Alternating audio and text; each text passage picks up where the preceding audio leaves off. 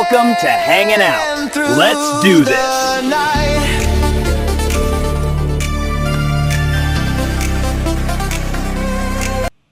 And Mike. And Mike. And Mike. Yeah. I had to. Although you did me dirty with that, Michelle. And we discussed before, I get my screenshots for the AI from people's videos. So you said, I'm not bald. I know, but when you have that camera on, a lot of times it cuts off the top of your head on your stream. Yeah. I've since moved it up. So like I can sit up and I'm not cut off. All right, we'll get a new one. But yeah, okay, the Michelle thing will be over. We'll think of something even worse next time. Yeah, I'm sure you will. Although, you know what? That looked like the start of some anime where I transform. I'm Sailor Water or something like that. So yeah. So we got Mike on the show. How's it going, Mike? It's going. I am foregoing dinner tonight to be on the show. I took my boys to their mom's early, and we're in the middle of 3 feet dumping of snow. So it's been a fun day, but I'm here, and I'm happy to be here. Well, since you're here, Phil had to say must be scraping the bottom of the barrel. That's true. Which you pointed out scraped the bottom of the barrel last time, but yeah. So now it's a fresh new barrel. This is a whole new barrel, cream of the crop. Kelly said, "Hold on, everyone." Because we were having some technical difficulties, meaning my computer completely froze right before show was supposed to come. I'm in the house now. I think Kelly might actually be on the screen. Oh, hey, yes, she is. I didn't even know that was like a Where's Waldo thing. Yeah, I that phone position perfectly. I didn't notice either. She pointed out to me that she was on there because I'm used to.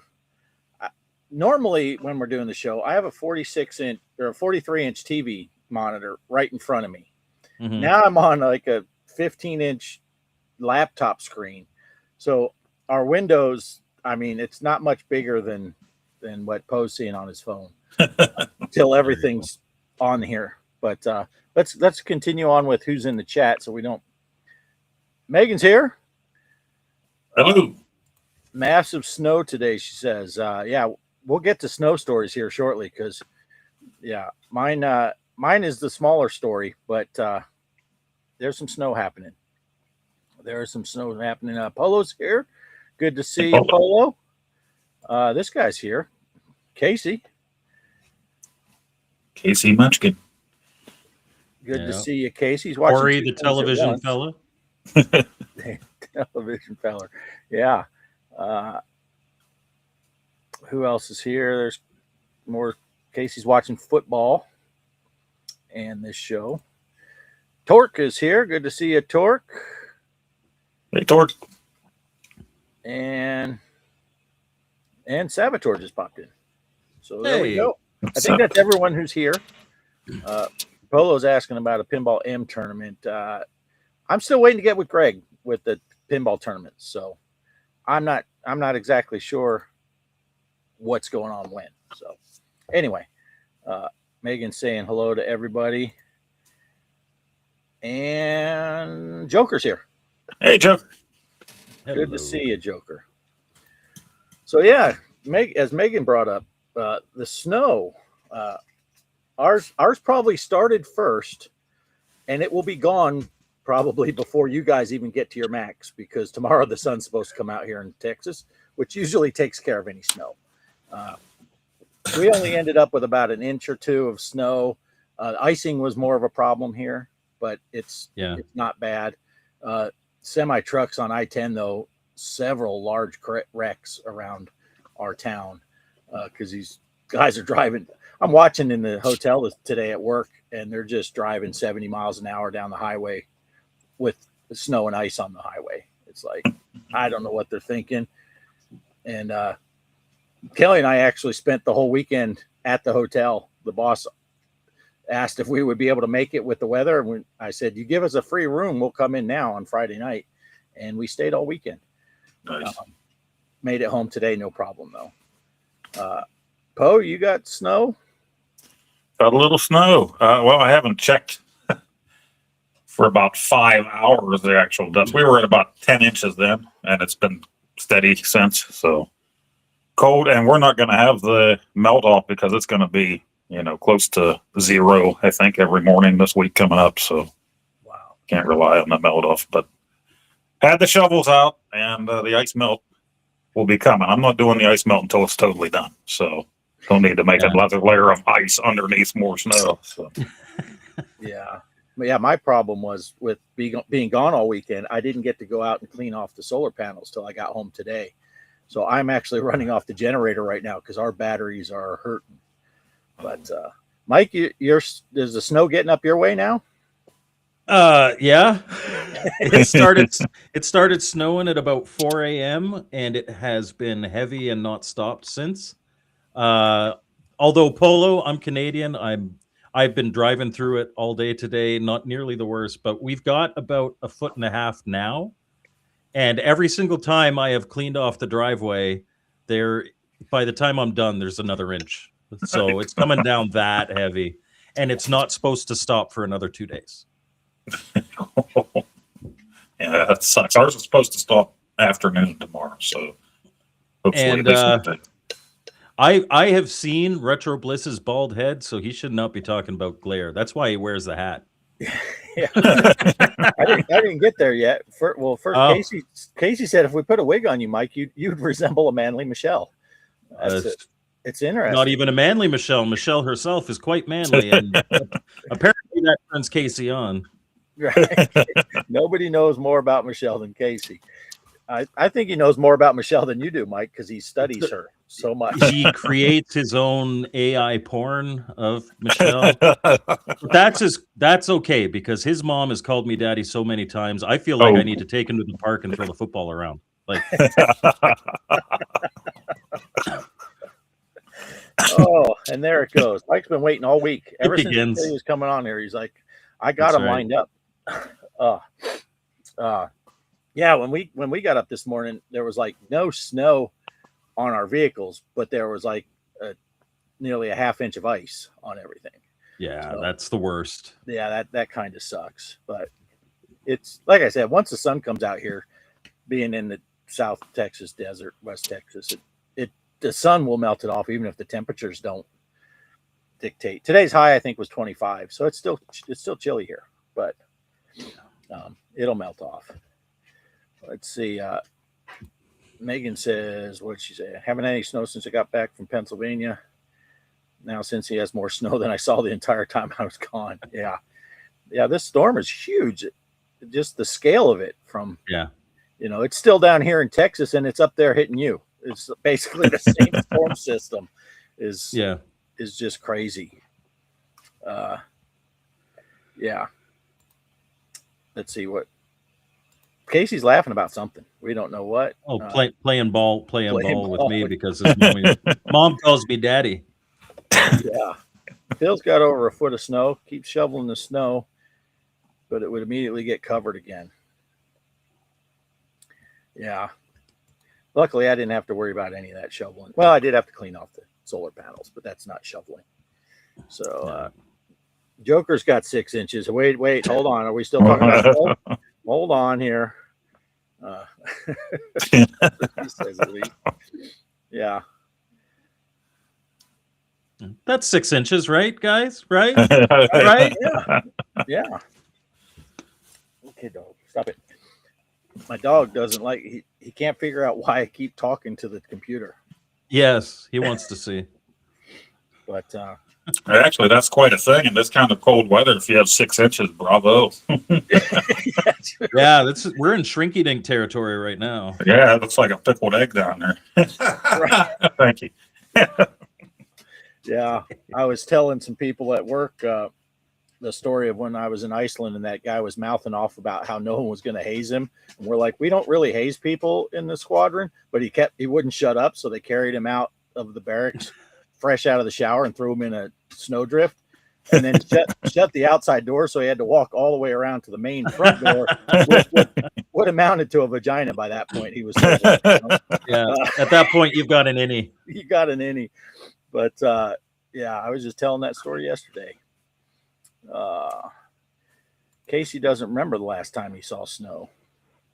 See, that would make me sad. It's funny because like I've got other friends in like Florida and California, and they're always like, when it's cold up here, they're like, "Oh, don't you wish you were down here?" I'm like, "No, I like hockey. I like skiing. I like the winter." And actually, there's kind of a zen feeling to shoveling your driveway or brushing off your car. Like if you just resign yourself to, this is what I'm doing for the next half hour, whatever.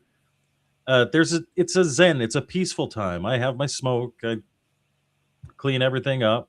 It's nice, and I don't mind the cold. Yeah. I can't stand the heat. Yes. Right. Yeah. Yeah, and that's what I was going to say. It's funny because I grew up in Phoenix and lived most of my life in Arizona, and I used to say all the time, "Turn up the heat. It's fine." And then all of a sudden, it's like a switch got flipped, and now I can't stand the heat. And in the winter, You know what it is? what's that? I had the same problem. You got fat. Oh, it could be. Yeah. Could be. Yeah, and then That's what happened to me. All of a sudden, it's like, oh, geez, it's 70 degrees out. It's so hot in the sun. Yeah. And like I said, it's 33 degrees out in the trailer when I tried to start the show out there, and I'm wearing this thin, not lined hoodie. It's like I don't wear a lot of, even in Colorado. When we were in Colorado, I wore a lined hoodie. That was my jacket for the winter. But I didn't spend a lot of time outside, if it's super cold. Poe, what are you drinking tonight? I have some Gatorade and some coffee. Everything I need. Mike, do you have a beverage of the evening? I got some water here. That Water? doesn't really count, I guess. I'm doing my normal cherry Coke Zero because Sunday night we always have pizza, so I can eat pizza and then go on the show, and I just drink a Coke Zero cherry. So that's what I always have for the show. Yeah. So, Polo's talking about the shrinkage still. By the way, Mike, your mom told me to tell you hi. Oh yeah, and I've got that dime I owe your mom, Phil. So I'll PayPal that to you. By the way, that's for 5 sessions. Right. I was going to say that was brilliant yesterday at the end of your stream when I said that Poe's mom said you owe her $7. You're like, that's 40 visits. Man, she's giving you a bargain. I can only get 20 for that price. Oh wow. Well, she likes me. All the moms like me. Yeah. Although Phil's mom got really mad when, like, right after we were both in bed and I was FaceTiming Poe's mom, she didn't appreciate that. Yeah, she gets jealous. Yeah. Yeah. There's room for everyone. That's what I keep telling them. Yeah. I thought it was the other way. There's room for all the guys in your mom. That's right. Phil and I want Christmas presents and birthday presents. We won't complain here. Well, after I'm done throwing the ball around with Casey, I'll get on that. And yeah, Polo, I'll take Phil out for ice cream.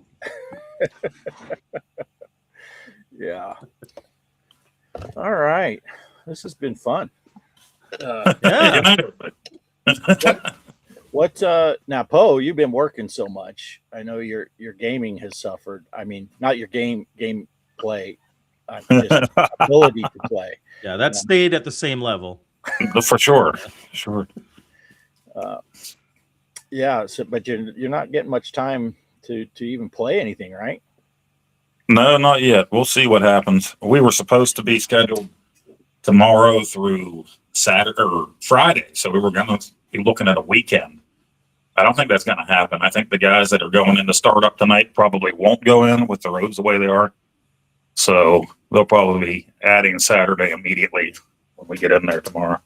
Right. But they closed the highways anyway in a state of emergency to all semis and everything. So nothing's coming in and out of our plant till at least Tuesday as far as shipping goes. But they still want us there. So yeah. Yeah. And now, Mike, you does the weather affect your work at all, or Only if it knocks the power out. I work from home and I travel as needed. I work for Ross Video. We do graphic systems and visual displays for television and for live events. So we've got a good number of like MLB contracts, NHL, NBA, NFL, as well as like right now, like I've previously worked on like University of Kentucky stuff, Rupp Arena. Um, and so we're actually entering in a really busy time. Like I'll be working a lot of overtime, but it's all like I can basically keep my own hours as long as the work gets done and I attend any meetings I'm scheduled for. But all the baseball projects, like I've got 2 baseball projects. One of them's due in a month.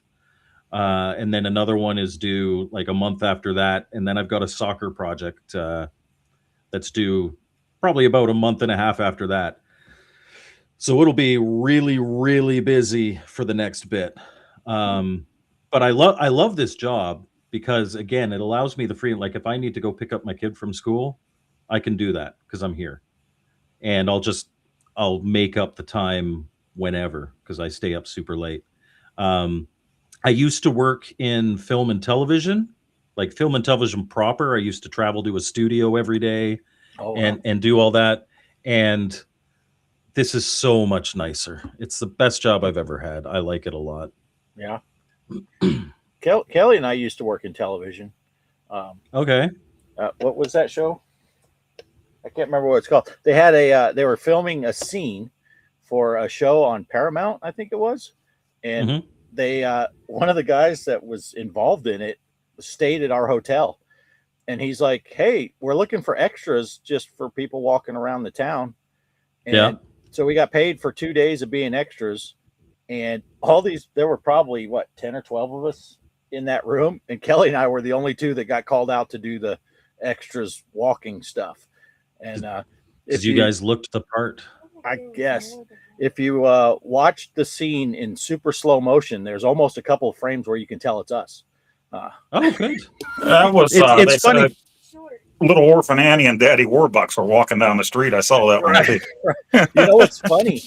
Our car actually got in the show more than we did, and they kept coming out and telling me to move my car. And I thought it was because my car, we live 3 miles down a dirt road. Our car is dirty. The day after we wash it, it's dirty again. And they kept telling me to move it. And I'm like, dude, if you want me to, I'll just move it around the corner so it's not in your shots. And they said, no, we're having you move it to be in the shots because it looks like a car that would be in this town. Everyone else's cars were clean. And so our car was in several different scenes from different angles. And it's one of those, the continuity problem was not, because you'd see the right side of the road, there's our car. And then they switch the camera angle to the other side, and there's our car parked on the other side of the street facing the other way. But so our car was in it pretty much.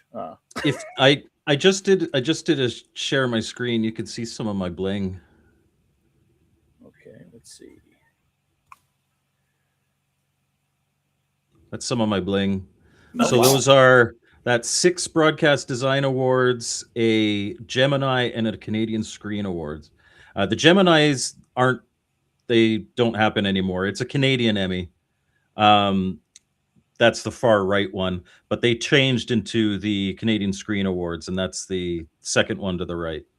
So that's the stuff that I won at Global. Actually, there's 2 that aren't represented there. I didn't get to I did get my Gemini trophy. I have that upstairs, but the studio kept all the other ones. Oh wow! And offered me the opportunity to purchase my own copy of the statue for $400 if I wanted to. And I said, you know what? I don't need that. Wow. Well, that's nice. My bling. Well, that's nice. Really awesome. Well, it is. Don't forget to put the chat up. I need to see what insults Phil is slinging. Gotta put that back up. Yeah, so my 5 sessions equal 5 seconds in total. Yeah, that's true, but that's because your mom gets so wet, it's a slip and slide. I fall right out of there. Yeah.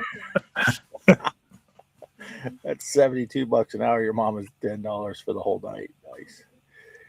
Hey, Yeah, look at- but I mean, no, I'm not gonna say that. Creep's here. Hey, Creep. Lots of snow up there getting pounded. Are we talking about Phil's mom again? Getting Yeah. Lots of snow and pounding. That's Vegas, right. baby. Let's see. RTX Pinball's here. Hey. See ya. And Polo saying hey to Creeper.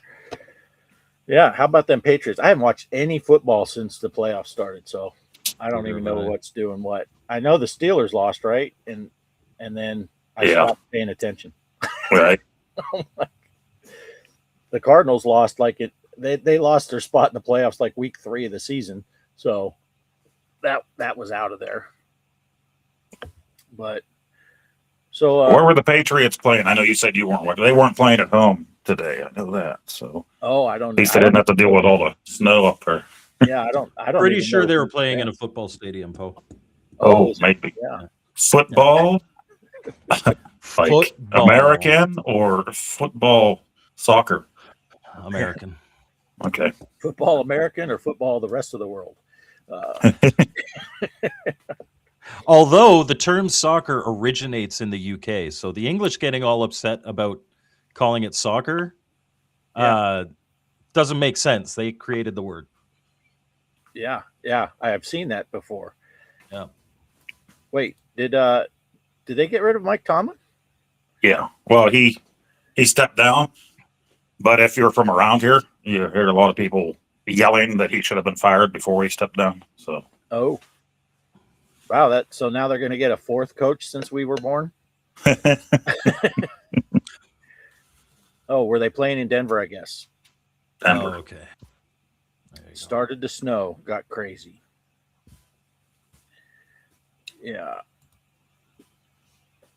Started my television career on the is that Uncle Al or the Uncle AI show? I think it's Uncle Al.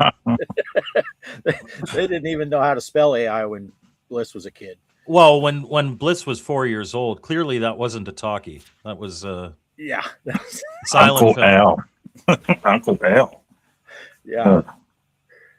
Hopefully Uncle Al didn't touch you, Phil.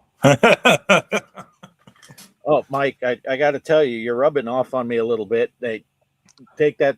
I usually rub off on Phil's mom, but I was watching another a YouTuber doing a reaction video today. We're watching this young couple. They're going through the whole Beatles discography. okay. And the kid says he's probably like 22 years old, and he said something was on accident, and I'm like, it just right away. I'm like, oh, good thing. Doesn't it hurt? It just hurts. Yeah, I was like, holy cow! It makes you. My daughter said it the other day. You're a 5-year-old. My daughter said it the other day. I'm like, I did not raise you to be like that. How could you? What we need to do is whenever our kids or anything says that, we need to be like, wait, say that again, record it, and send them all the mic. No. Would no, you don't talk have to send them? it to me. I can still like people if they say those things, but they're like, I'm going to develop a twitch. Megan remembers Uncle Al. Don't worry, Valentine's Day is coming soon. That's the one that always Yeah. one of the ones that always killed me. Valentine's. Yeah. Yeah, just think of anything that hurts you to hear, and then apply that to remote, apply it to on accident. Yeah. Oh, Ballerina, you should have seen her. is he that far lagged behind? That was like 12 minutes ago, wasn't it? Yeah, that was a while ago. It wasn't the computer lag. That was just the Bliss lag. That was just That's the natural Phil leg. It just registered. You hear the old dial-up sound when Phil's thinking. Oh. So I brought up the Beatles discography. Mike, was there any vinyl you wanted to talk about? We haven't had a vinyl show in a while. Night at the Opera is a good record. Yeah. Yeah. Yeah. All right. There's Hey, the I vinyl. thought this was a vinyl show. That's our vinyl segment for the night. There's our vinyl segment. Oh, lived in Cincinnati since '82. The history is strong with me. Yeah. I had that- Cincinnati. As God is my witness, I thought turkeys could fly. Yeah. Oh, I don't have that shirt on now. I got my No Sleep Till Brooklyn shirt on, but I think I'm backwards with this camera. Yeah, I had to pop in and unmirror myself because that bugs me when I look like that. It doesn't bug me when you look like that. Yeah, it doesn't matter. I don't look any better either direction. I just now noticed. Joker says used to was. Oh, I've never heard that. That's really bad. Now we lived for about a dozen years in Arkansas, and I was convinced that the people in Arkansas, I'm sorry if I offend anyone, but not really. I'm pretty sure they do not know the word "were" exist because we was going to the movies. Yeah. And I was like, how can all of them say it? And one day I was talking to the high school English teacher, and they went on a field trip, I think. And I asked her about it when she was in the grocery store where I worked. And she said, oh yeah, we was there and having a great time. I'm like, well, there you go. The English teacher just we was. So those don't bother me as much because they're like local colloquialisms, like y'all and all y'all and yous guys and stuff like that. It's just yins and stuff. It's the one of the best examples. My dad's best friend, we used to call him Uncle Rick, but he lives near Dallas, and we were visiting him. This was in the 90s. And my brother and I go to the corner store to like get some candy or something. And the lady behind the counter, we're in Texas, and she's like, all y'all are Canadian, aren't you? And I'm like 12, my brother's 10. And we're like, how did you know? She's like, because all y'all speak in sentences.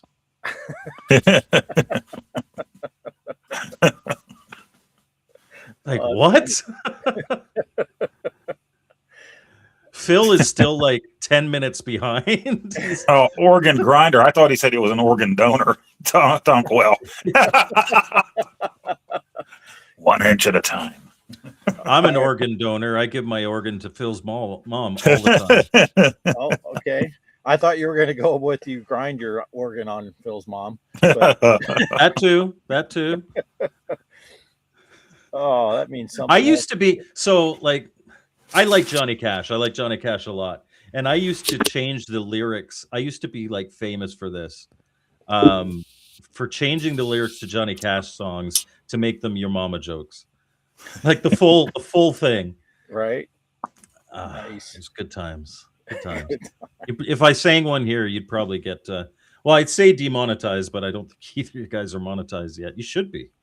I like watching you guys, but yeah. I've been to do that. Like one guy that I work with, when we work on the other side, there's the oldest guy in our group, the bricklayers. He listens to the local country station all day long. And it drives me nuts because the 10-hour shift, you're hearing the same song from every DJ that comes on. So at least 3 times a day. And so I change the words to all those songs, and it pisses them off, but it makes my day. It goes by a lot quicker. Are you going to kiss me or not? I turn that into, are you going to fist me or not? And he didn't like that at all. I love, like, I've got YouTube music. That's my audio. Like, I don't use Spotify. I've got YouTube Premium. It comes with YouTube music, so I use that. And anything, like, I've got a likes folder. So every time I go in there, for whatever reason, the YouTube videos that Poe made of Fartlight, Old Posting and Fartlight, and the Rainbow Connection, they come up, and every once in a while I'll be driving and it'll just be like, turn on your fart light. They should pay me each time those get played. Phil's thing. I'm gonna sing one of them for you. At least like the first 2 verses. I think be really good. We'll sing about Phil's mom. Can we do that? Sure. When I was just a young man, your mama told me, son, whip out that big thing yours and show me how it's done. I fucked your mama's anus just to watch her cry. Oh, but when I got her pussy, I heard that big old whale sigh. Your mama says, come on now, let me suck you till you're done. I'm thinking of your sister, now your mama's full of cum.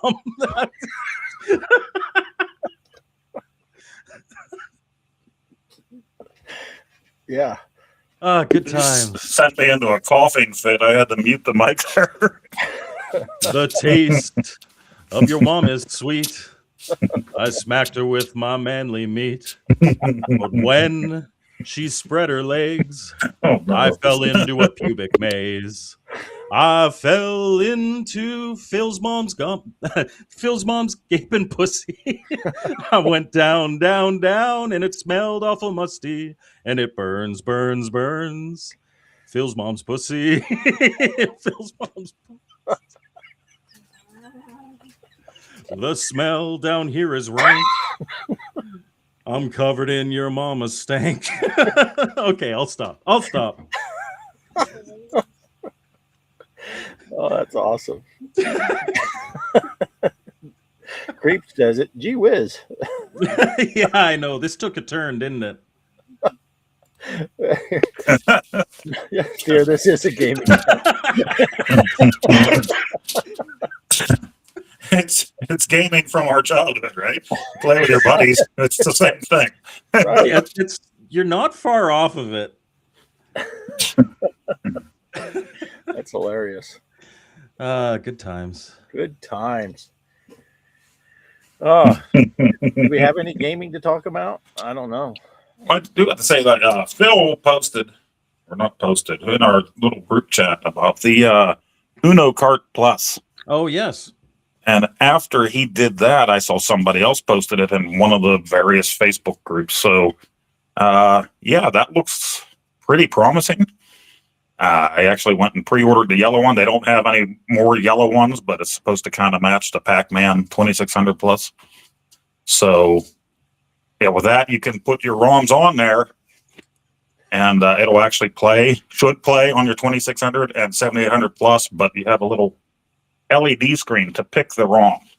Yeah, and then it just feeds that ROM to your Plus system. Yeah, that way it should work. So, and I never had a ROM card for the 2600. I never got the Harmony card or the original Uno card or anything, because I had all those games on emulator and on my soft modded Wii and everything. So I thought, well, I'll go ahead and grab this thing. Just if I want to play something that I don't have the cartridge for, I can just throw it on there. So yeah. Yeah, that's cool. And then I did buy another capture card just because they had them on sale, and I hate that when that happens. On work, Friday was a very slow day at work. Everything was frozen. So it was Saturday, yeah. And we're just mostly sitting around waiting for things to be unfrozen so we can work. And one of these guys that I used to watch, he tells you whenever things go on sale or when they're up for purchase, like the PS5. That's when I first started following this guy. And he said that this capture card was $159, and I think it's usually around $300 for the thing. So I'm like, hey, I'll grab that, and then I'll have one for upstairs and downstairs. Why not? And it's their better one, the newest version. So that was what I did gaming wise this past week, is ordered stuff that I don't really need again. Wow. Yeah. I should get a better one. Mine's a cheapo.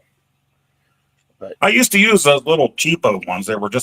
They just look like an adapter. You know, you could plug your HDMI. I actually really like that because it was the only way I was able to capture Atari 2600, because something in my system won't capture the audio right. Like it'll come in and come out because I think it thinks it's digital noise. But so like my Elegoo capture card wouldn't do, or Envato or whatever. So the other capture card I have, it has an audio, that little square thing has an audio jack.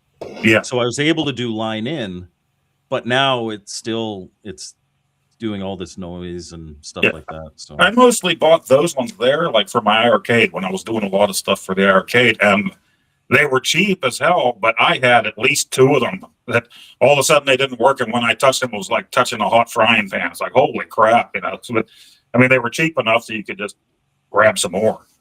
But then I eventually moved to the bigger one that I have now. Yeah, this one actually, the one that's in here that I just showed you, this is the one off my iArcade that I brought in here for something. But yeah, I can't ever capture the audio, so I always have to do the, like when I'm doing my Sprint videos and the Atari videos in here, I kind of know where I need to set the TV now. I'm getting pretty good at that, so it's an okay mix, but it's just coming out of the TV speakers. Yeah. And so for me, trying to just capture the raw game footage, it's a pain in the butt, man. ROMs make that so much easier. I just capture my screen and we're good to go.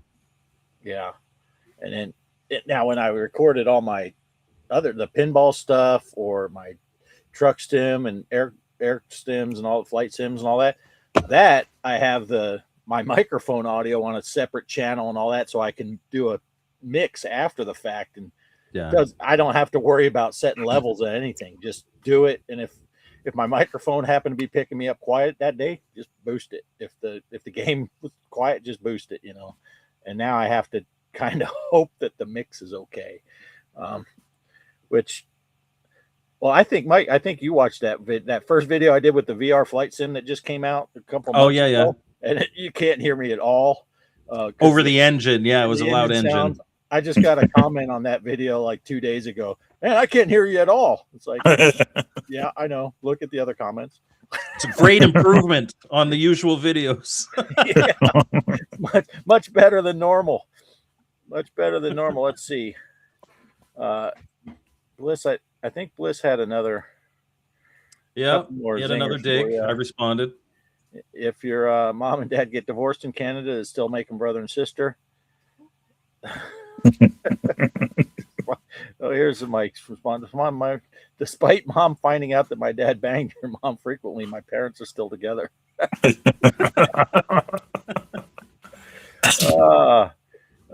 Polo asked, am I going to buy the Bethesda Pinball M pack in February? Yes, I am. I can say, yeah, it's Pinball M, and it's been a year since we got any Pinball M, so of course I'm going to buy it. But if it comes out the standard version on Steam, I will not buy it. But I will if it comes out on VR. I'll double dip there. Casey says he never orders. Never. Because everyone needs 47 copies of the same thing. No, he's good now. He only buys 2 or 3 copies of the stuff he really likes. He just gets 1 copy of everything else now. He's got to pay for that extension on his house. I'm looking forward to seeing when he moves everything into there, as well as his wife's boobs. Right. Yeah. You gotta have priorities. That's right. Yep. Yeah. But no, yeah, I am jealous of Casey's collection, but I have nowhere to put it. And I have nowhere to put my collection. Yeah. Right. Yeah. I need to be able to afford a big building just to house my collection. Yeah. Because unfortunately here you guys are seeing like 2/3 of my house. Yes. Everything you're seeing here is about 2/3 of my house. And look at how much of my ceiling I have drywalled. It's an impressive amount. That is an impressive amount. Actually, everything to the right of here, the ceiling is done, but and that wall is done over there. But I made the mistake of putting up, of course, put in the doors, windows, and all that stuff, and then insulate it because we live in Texas, so it's either 1,000 degrees or it's cold. So I had to put the insulation. But then if you want to move into the place, you got to put your TV on the wall, and you put stuff up. So now it's a matter, I got to rip everything down in order to hang drywall. So I don't get to it. And actually, I don't know if you can see the motion. There's a ceiling fan right up here, That's why I haven't continued over with the drywall, because I'd have to take the ceiling fan down to get the drywall up. So it's okay. I'm lazy. That's the bottom line. Well, for those of you who thought that the Offgrid arcade title was just a name, no, he lives in a shack in the middle of Texas. Yeah, in the middle of nowhere. Yep. No, what do I always say? No wires, no pipes, nothing comes onto our property. So we are completely Not a single luxury like Robinson Crusoe. Please tell me there's a flushing toilet.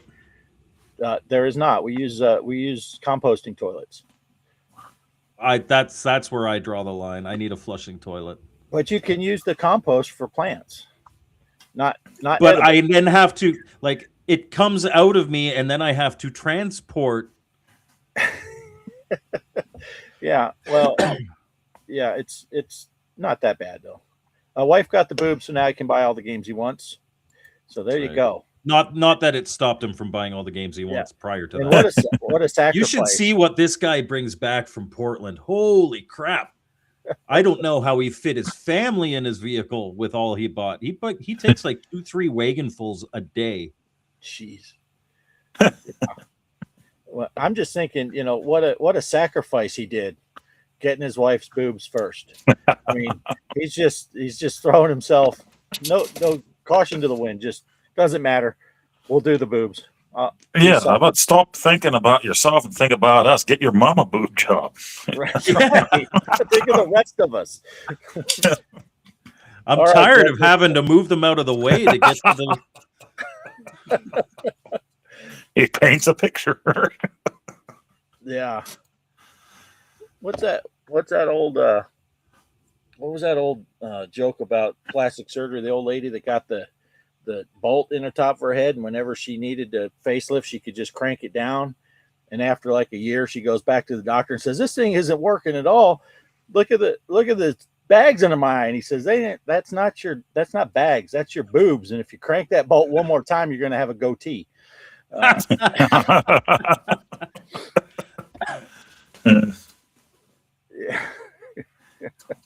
Oh, let's see. About as close to van life as you can get. Been there, done that. We were full-time RVers for 4 years. So this was a huge upgrade when we got into this building. Yeah. Because we were and our RV is older, no slides or any of that stuff. So it's a 30-foot Class A. So you got the driver's seat and all that stuff right in the living space. And it's only 30 feet long, actually 29 feet long. So it was small, but Kelly's little, so she doesn't need a lot of space. So that left me a lot of room. So you just put her in the glove compartment and you had the rest of yourself. Yeah. Yeah. And then when I'm driving, I stop running around in there. But I forget who I was talking about. We have a queen size bed here, and people are like, "Well, you're a pretty big dude. How do you?" I'm like, that motorhome. The bed size in that motorhome is a little wider than a single bed, not quite as wide as a double bed or twin.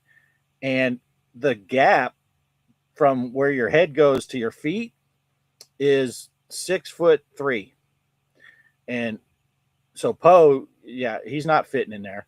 I'm 6'1", and that if my head was almost touching the one, my feet could fit in the thing, but so we actually had to switch sides of the bed so I could put my feet out past the wall. Yeah. So when we moved from that bed to a queen size bed, it's like luxury. But these channels that I watch that are like the van life, the dude is always 5'9", and it's like, okay, I get that, but I'm 6'1" as well. Yeah. And forget it if you're Phil or Poe and you're Gigantor, but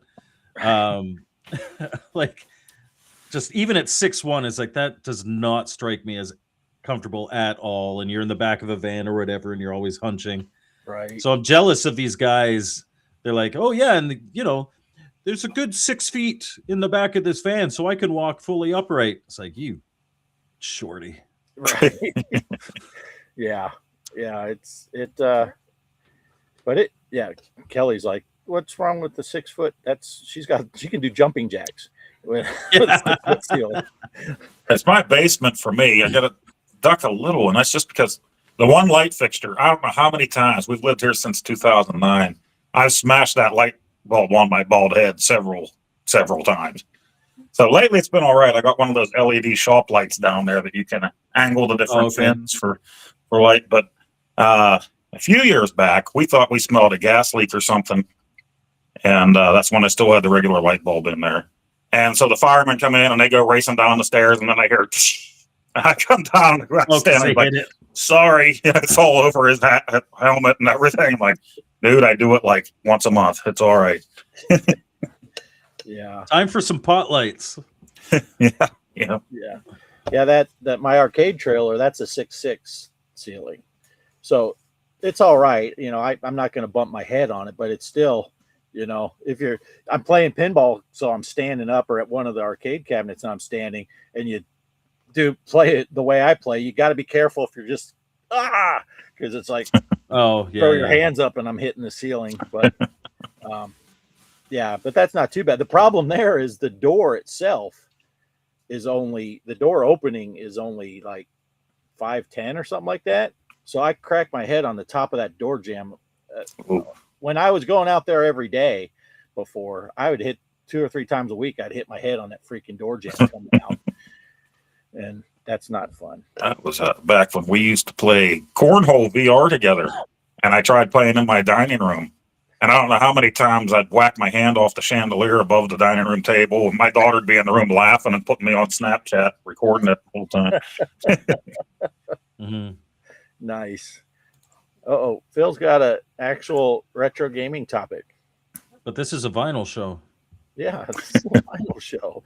It's a Your Mama show. It's a mama show. Speaking of smashing helmet. Yeah. Yeah. We had a soundtrack earlier and everything. It's great. What's Burns. You guys used a Pytrex? What's that? Pytrex it's like a little cart, but it emulates you could put ROMs on it and it'll emulate the Vectrex. I do not have one. I don't need one. I have a Vectrex.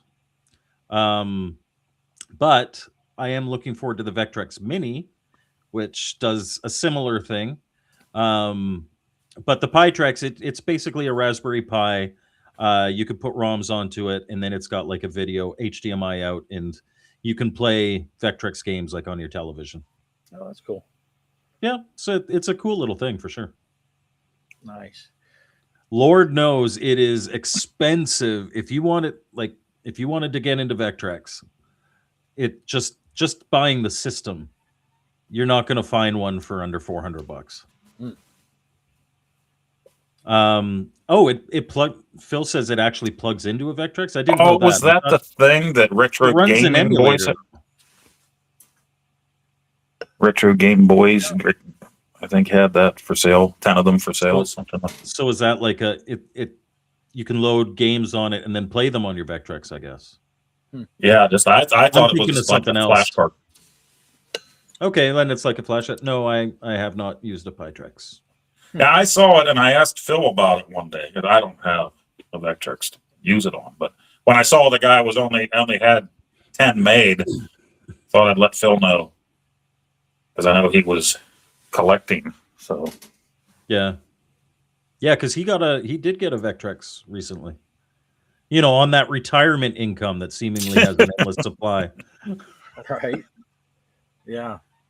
Oh, speaking of things in limited supply, you said there was only 10 of those. I did see OG Hugo said he had the first 20 chips that he was going to make his adapter for his Intellivision. Oh, yeah. For the Sprint. For the Sprint. So that's pretty cool. That is cool. Let's see. You can plug into a Vectrex. I was lucky and got my Vectrex for $350. Retro Game Boys did have 10 of them. Yeah. There you go.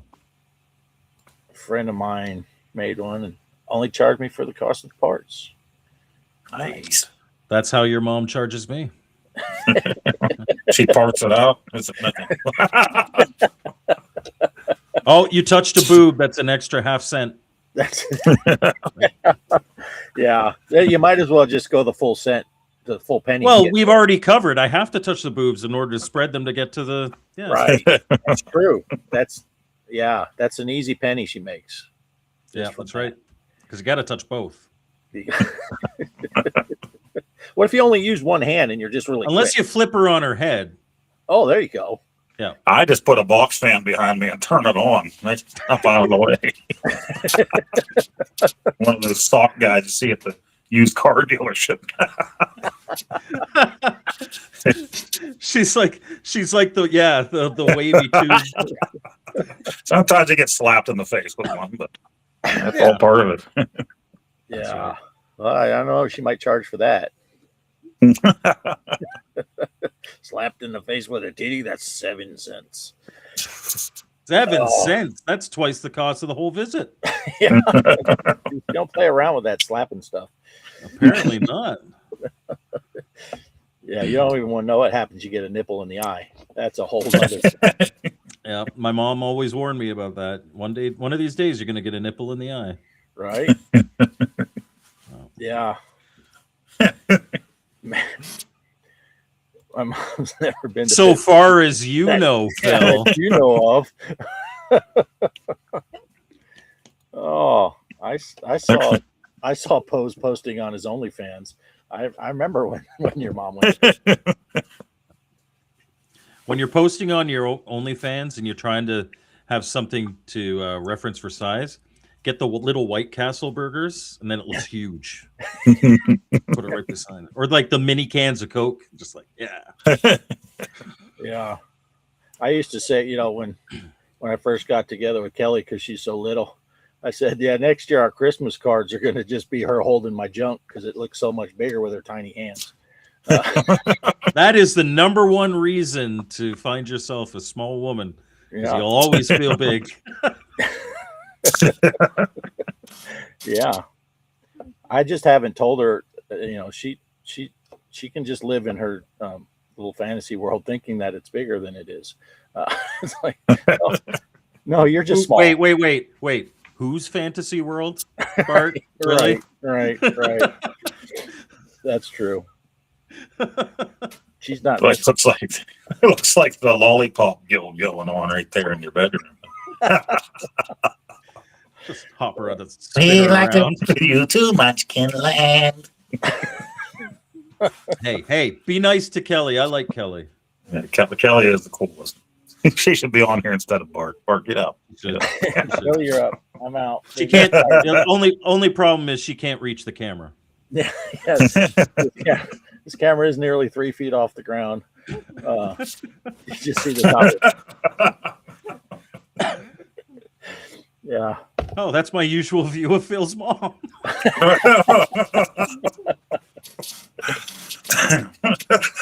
Yeah. I was just telling a girl, one of the customers today, I made a short joke as Kelly walked by, and she kind of looked over and I said, well, the way I tell people is, and this is a true story, when Kelly and I were just dating, she was over at the house and I was throwing a tennis ball for the dog. I throw it down the hallway back when I had a full-size house.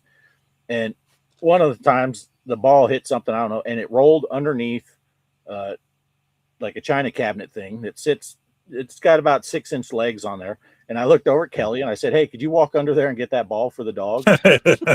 And she married me anyway. So at this point, it's on her, the short jokes. So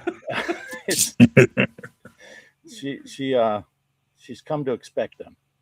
And yes. As long I remember your story that like she thought you were upset with her because you hadn't made one in a while. Yeah. Right. Yeah. And I told her, no, I've been making them. They just all flew right over your head. Yeah. No, she's really good with the short, as long as they're funny and not mean.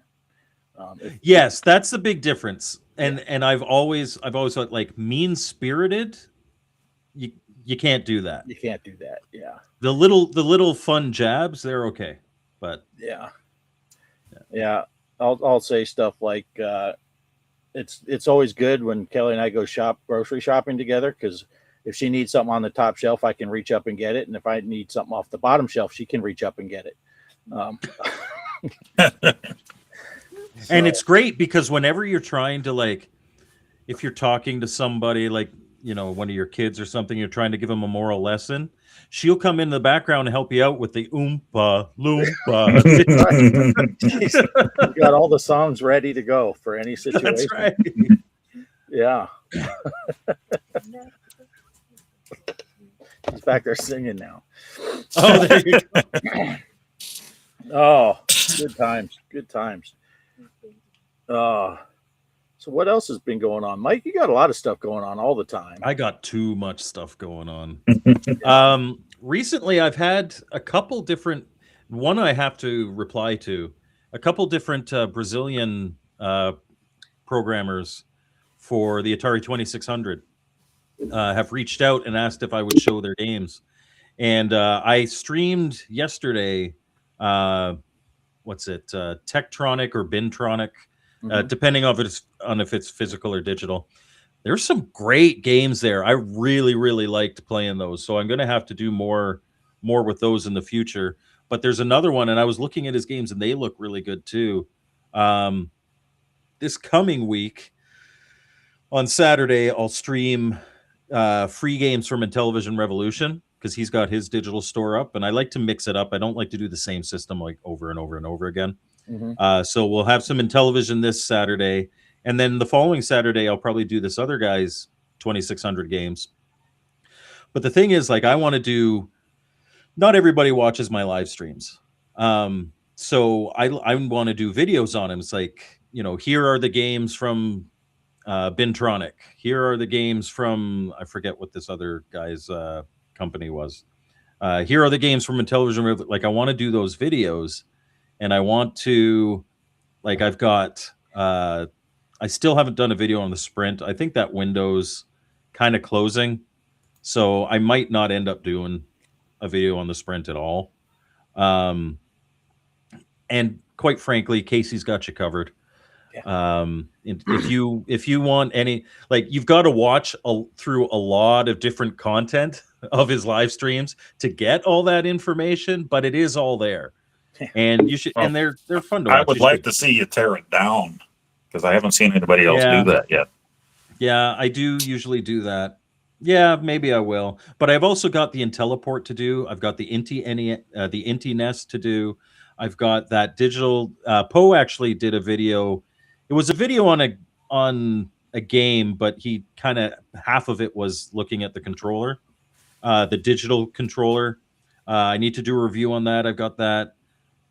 This coming week, I'm not doing a game review. So on my channel, I do 3 weeks of game reviews and then I have a week off. But I am going to spend, I don't know if the video will even come out this week, but I'm going to spend a lot of time with the top-down camera, opening things up and looking at them. So like the Intelleport, the digital thing, maybe I'll throw in the Sprint there. Getting ready for those videos when they actually come out, because I do like to be really thorough. And it just takes so much time, and I've got no time, and work is busy. I will have some overtime in these next 3 months.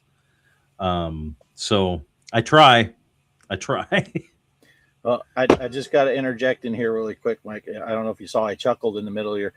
You made a statement, and you didn't make a joke, but Kelly did say top down and opening things up. Nice. She caught. I'm going to be in my next session with Phil's mom. Yeah, she caught the opportunity there. Someone's got to step in there.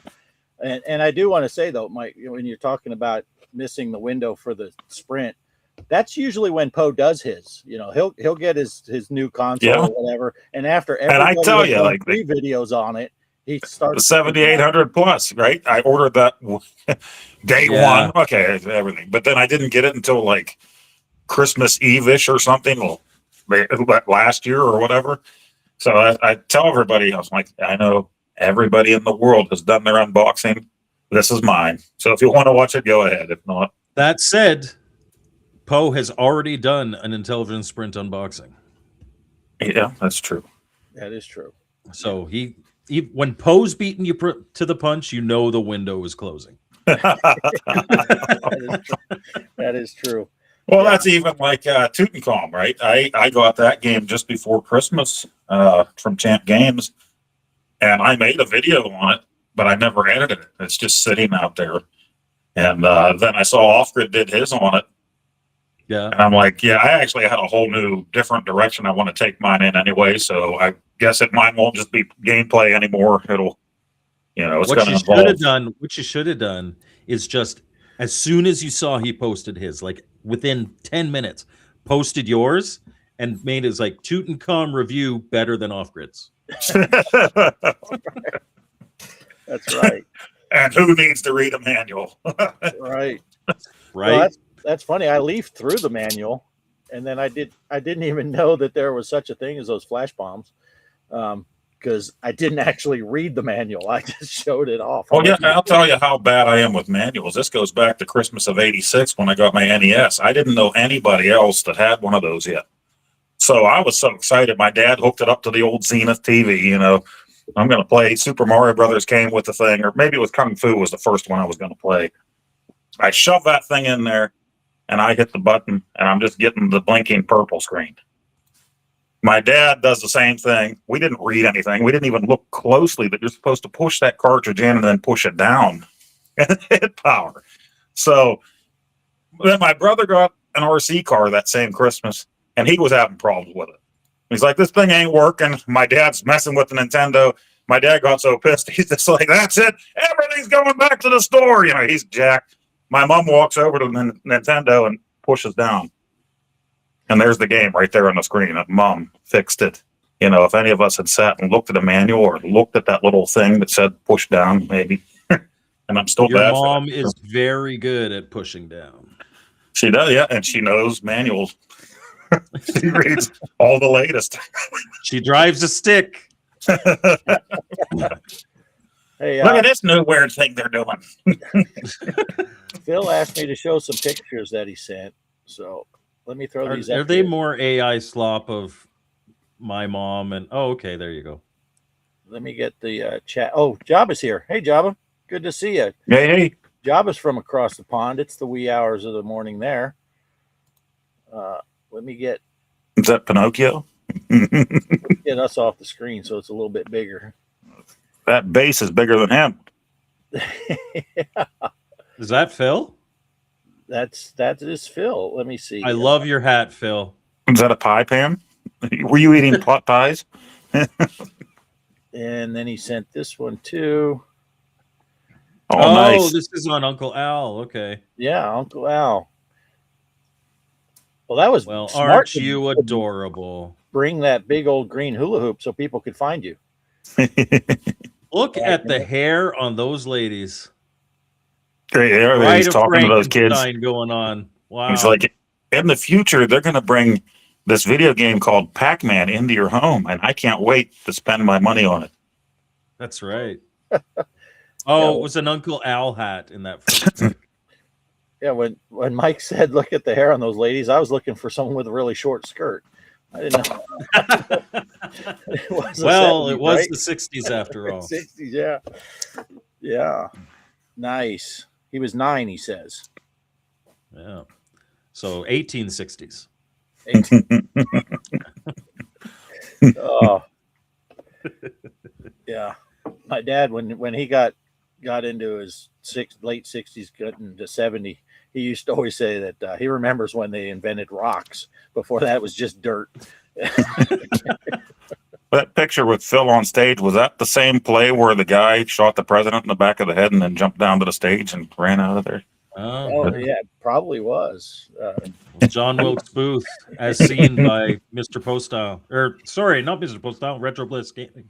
Retro Bliss. Yeah. Yeah, that was the Ford Theater, right? Old Poe was there too. Hey, why'd they stop the play? Some fella named John's phone booth shot the president. Yeah, I was there. Right in the middle of the show. Yeah, what a crazy thing. Still in the 1960s, I think.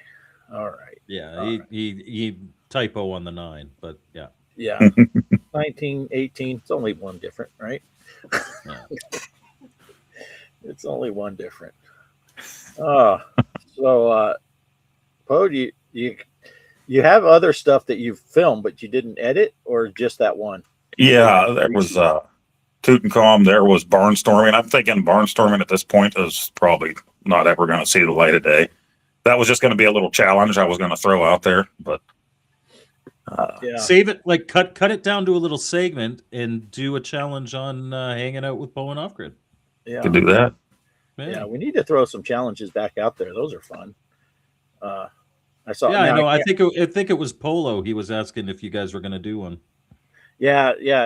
Polo likes getting into the pinball challenges, and I've been talking with Greg about doing the big 10-week pinball challenges that we used to do, where you get points for, first, second, and third, and then just participation points and all that, and see who can win after a whole season. That's a lot of fun. But trying to see when Greg would be available, and we might do something with that. But I like to, you see someone, I can't remember now. I feel bad because I can't remember the person's name. Someone jumped into that Keystone Capers that I threw out like 2 months ago or something like that. Yeah. Like, dude, I can beat that score. And then his next post was, oh crap, that was over a month ago. I was like, go ahead and post the score. It doesn't matter. It was just for fun. It's just whatever. But it does make things interesting to throw. It makes it fun. I mean, I don't usually have time to do it, but if it's a game like Barnstorming or Keystone Capers or something like that, where it's going to take like 10, 15 minutes, you play, you get your score, unlike Spider Hunter, I spent like 2 hours to beat Poe's score. To get a really high score, it's a long game, but if it's a game that you really like that, it is a lot of fun. But after a few hours, you're right. Well, and you did it. So I still think, even though my score was higher than yours, I did it with this. You did it with the CX40. You should consider yourself the champion of that one. That game, I've loved that since I was a kid. My oldest brother got that game, and even the manual had the cartoon pictures of the spiders and everything. I just remember just loving that when I was a kid. Well, it was that Activision style. It was very colorful. Yeah. Simple but cool graphics. Yeah. See, that's the beauty of my game playing ability. It doesn't matter. All of my gameplay for the competitions is short. It's like, I'm getting in these Intellivision ones that Casey keeps putting the scores up during his show. Yeah. On that, what is it? Intellivision, the Facebook page group, whatever.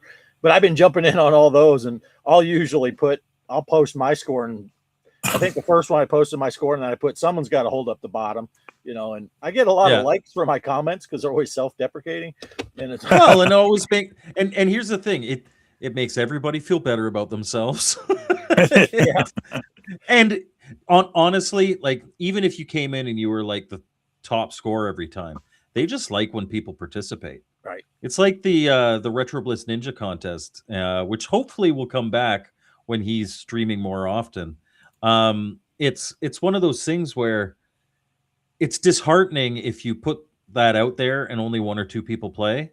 But when you get like 4 or 5 people competing for the top score, and lightning strikes when you pick a specific game, and that's just a game that a lot of people like or is really particularly good for competition, and sometimes it doesn't. But it's really nice when people actually participate, and so you're getting all those likes. It doesn't matter what your score is; they just glad that people are participating. Right. Yeah. And I'm a big fan of, I like to play and do my best, like when we did the pinball tournaments all the time. But I was always, secretly at least, when Poe would beat me at a pinball table, I was always like, man, that's awesome. Poe got a great score on that one. Or, especially, and Mike, the Gaming Road Warrior, because he doesn't play a lot of pinball. So if he jumped in one of the pinball tournaments and scored better than me, I was like, that's awesome. Yeah. I don't care. It's not like we're going to get $1,000 prize or something for. Right. Well, and also if you crap on them all the time, they're going to stop participating. Right. Oh, I do want to bring up, I know it's a different game, that Spiders Arcade, right? And you played that, and I did put it on my iArcade, but the sound is messed up. I've never seen that on the arcade. It's giving me a driver is missing, so there's no sounds at all. Because I saw you posted when I said I'm going to look for it on the arcade, and you're like, do a video. There's no sounds at all. It plays great. Oh, that's there's too bad. Zero sound. So like, here's what you need to do. You need to play, but you need to be like, yeah. I'll just take the audio from your play, and you just took me back. I think that was a Happy Days episode. I think where somebody was picking on Richie, so then Fonzie made the guy do the pinball machine sounds while they were playing pinball. Ping pong, ping pong. Bing bing. Yeah, that was a great show. But yeah, so I was kind of bummed. I was all excited when I saw it on the list because it's part of the Viper board, and the Viper board is just genius for all that old retro stuff, because you can just tell it whatever system you're looking for, and it'll tell you if the ROM's available, and you say, yeah, put it on. Okay. And it just automatically downloads it. I never even got that far into it. No, I do have certain systems, like everything downloaded for it on there, but I never perfected it like you did. So yeah, there's things that I need to do. I should look, because they do have Atari games on there. Yeah. I should look and see. Well, they wouldn't have that though, because that's a homebrew, right? They wouldn't have Spider. Yeah, that's a homebrew. Yeah. Yeah, but and if somebody does your own ROMs, sometimes you can buy the ROM of that. Yeah. Sorry. Yeah. No, there was before we had the Viper, there was the other side of things. With that mystery encoder chip, people were making games that all you needed to do was push it to your system. But a few times I did see people putting newer homebrew ROMs on there, and that's just wrong. You know, they were throwing it out there. And, we're all pirates, but pirates have a code, and one of those codes is don't steal from another pirate. Yeah, when they were putting games on there for the 2600 homebrew and stuff like that, it's like these guys are trying to sell them. Which is fine if they're free ones. Right. Yeah. But don't sell them. Sell your service, I guess. Like that doesn't bother me so much. But if somebody's actually selling that ROM, you're just going to make a situation where people don't want to create games anymore. Yeah. Now I got a question for you, more for you, Mike, than Poe, because I really don't care what Poe thinks. But I have noticed from time to time, we go to those, getting back to the Sprint, and because that's what I'm getting most of my, obviously for ROMs, that's where I'm going, is for the Sprint. Yeah. I'm finding games on some of those free sites, and sometimes they're posted on Atari Age, but now they're being sold for the same game. It might be $5 only, but it used to be free, I guess, when they first came out with it, and it still is available for a free download, but someone is selling it, and not a scammer that's stealing. And so the one person. So what's the role on that? the one that I am aware of that I noticed was Unlucky Pony. And so Unlucky Pony was an Intellivision Revolution release, I believe. Mm-hmm. So you can buy it for $5 on his site. I think it's $5. But it is free elsewhere because the programmer, because it used to be physical only, after a while, the programmer released it for free. So there's a bit of a miscommunication there or something like that. I mean, it's not like anybody's trying to sell it for $20. Wow, Poe is really upset about this topic and the fact that you don't care what he thinks. Yeah, I guess. But it's,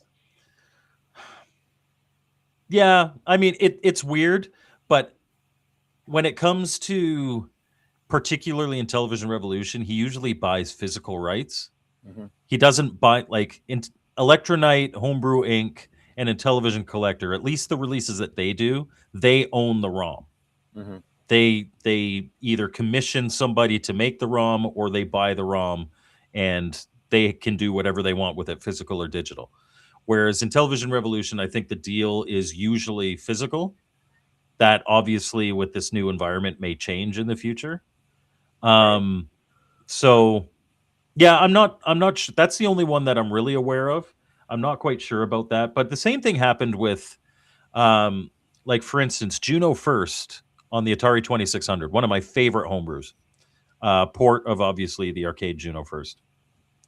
It was a free download for the longest time. And then Champ Games released it as physical after it dropped from Atari Age. And you can now buy the ROM, but it's no longer free. And the same with a lot of other homebrews that they've picked up. And, you know, I don't mind that. I'm happy that I picked them up for free when they were free. But it just goes to say, if you see a free ROM, download it, even if you don't think you're going to play it, because in the future you might have to pay money if you do end up wanting to play it. Right. Yeah. And the one that brought it up to me, the reason I brought it up, I was looking at some of the free games on, I forget where I even saw it. And there's that game Whale Hunt. And that is now on Rev's site. Yep. For like $5. Now, I don't know. I didn't pay for the $5 one. I don't know if it's the same game, if there were modifications beyond, because I found it on Atari Age before Rev even had his site up. I had found it. Yeah. And I was like, okay. And I know on Atari Age, it was when they were doing a contest that year and people were putting out the new games and all that. And there were multiple copies that he was putting up. And that looks like Poe's back. Almost. So I had grabbed whatever the newest one was. And then when Rev put his site up and I'm looking through the game list, I'm like, hey, there's Whale Hunt. Is that the same game?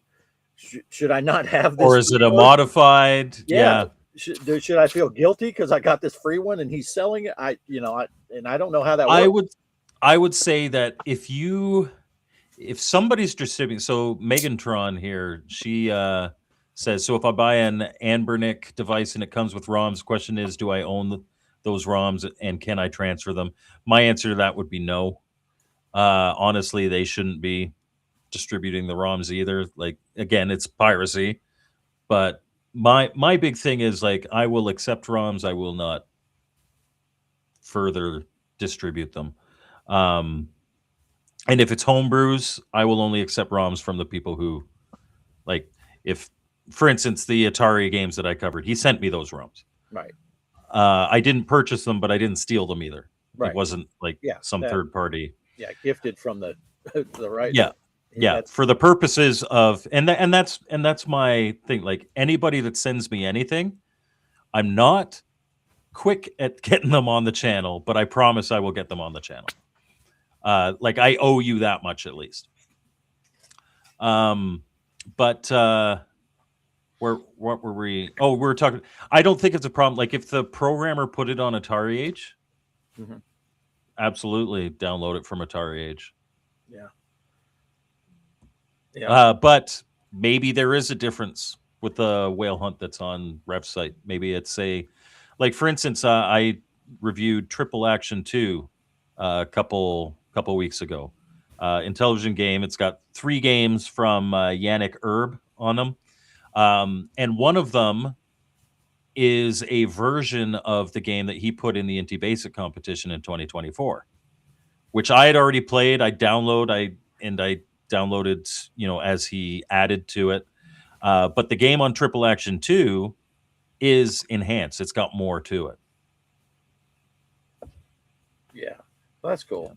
Hey, Pierre's here. Hey, Pierre. Good to see you. And so just like I said, the Whale Hunt was the first one that really drew my attention to it because I saw it on there, and I'm like, I already had that on there, which is an interesting game. I never, I downloaded it. It's like, what is this thing? And you don't use the disc at all. It's all just button based on the keypad. And I like when they mix it up like that. I like different controls for different games. Yeah, I had downloaded 3 or 4 little games like that were free on Atari Age, and a lot of them I was just turn it on, play it for a little bit, get the gist. And then that whale hunt, for whatever reason, I ended up playing for like 20 minutes, half an hour. I'm still hunting whales. Yeah. So it is a little addictive to me, anyway. It was, but well, and that's the thing. It doesn't have to be a complex game to be addictive. Yeah. Like simple games can be a lot of fun. Yeah. And so it is an interesting game. I was going to show Kelly, but I forget what happened with it. I was on to a different game by then. But yeah. And she's actually, in fairness, she's actually the one that figured out about those flash bombs on Yeah, you said she was like reading the manual on the side. Yeah. Well, she was playing while I was editing my video.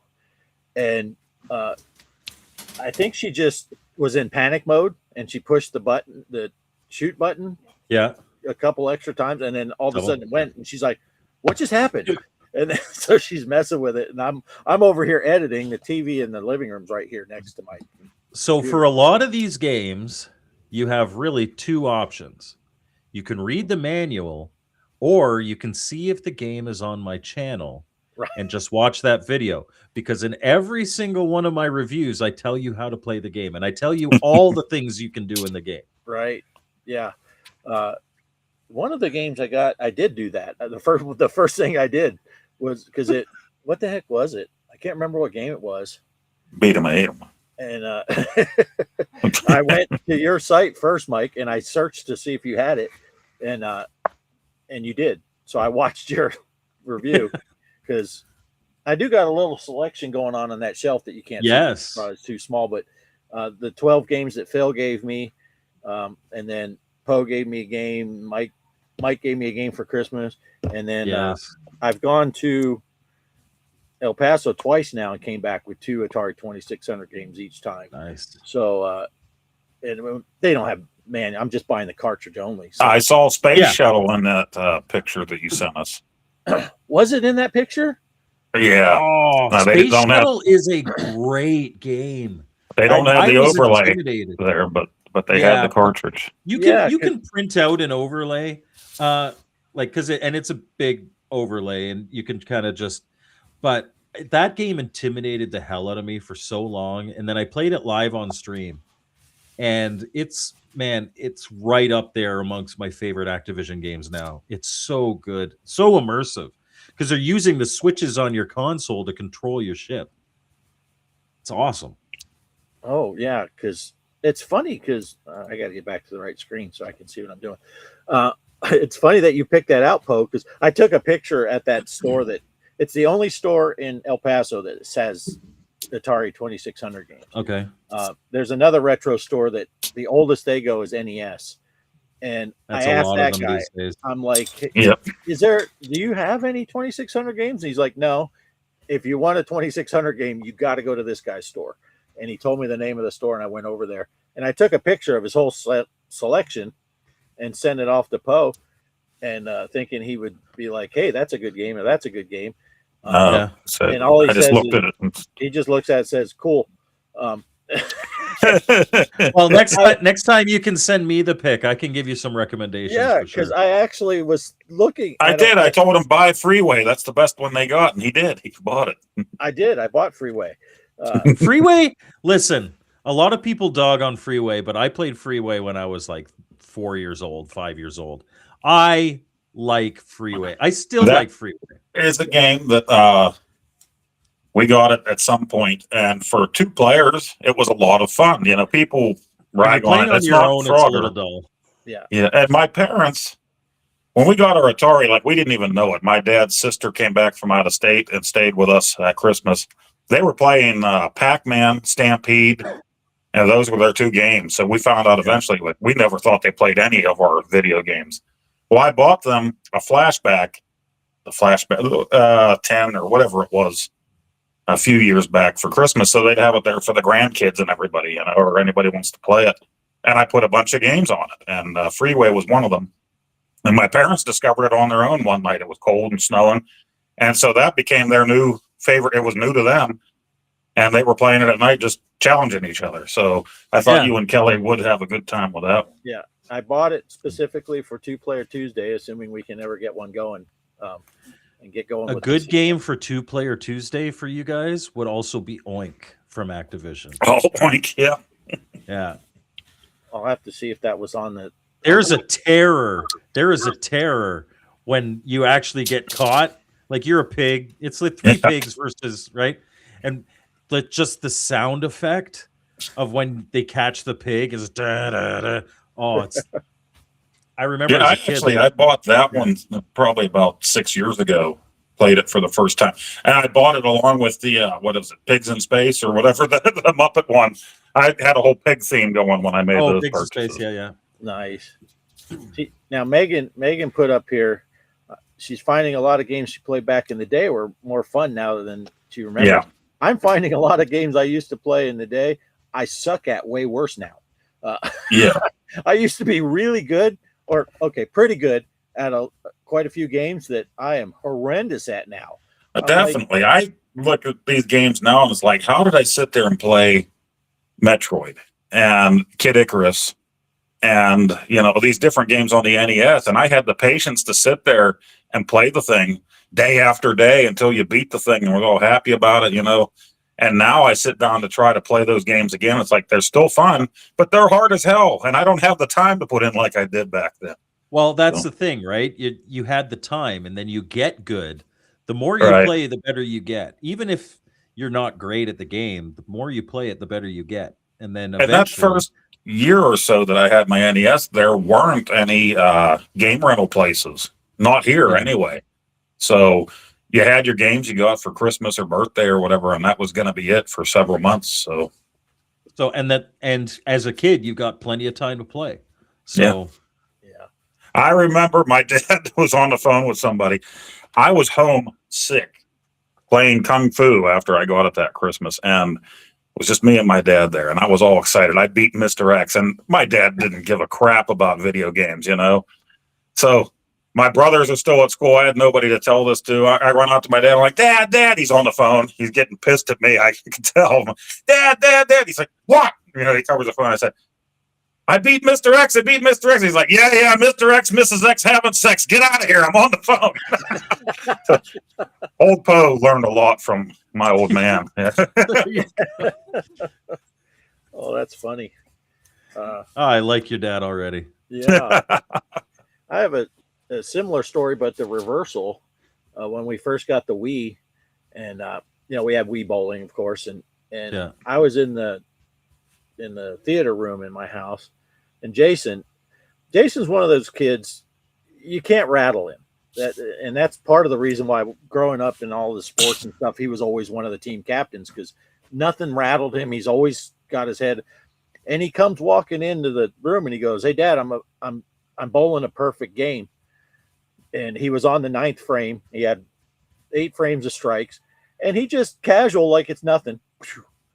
And he bowls a perfect game. And I'm like, man, I'd have thrown the next one for sure right into the gutter because for the last ball for sure. And he's just acting like it's no big deal. I'm like, but I did come. My oldest son is like that too. He's a goalie in hockey. And it's like, I don't know how you don't crap your pants every game. Yeah. Like I'm a goalie in hockey, but I used to be. And but I'm not good. There's no pressure of we could win the championship if I make this next save. It's I won't get laughed at as much in the change room of my beer league after this save. But my son, I remember it was a game for the championship. It was provincial championship, and there was 14 seconds left, and it was a penalty shot, and it was a tie game. And if they had scored that penalty shot, they win the game. And he just I was assistant coach on the bench. He was just totally chill, makes a save. We won in overtime. I don't know how.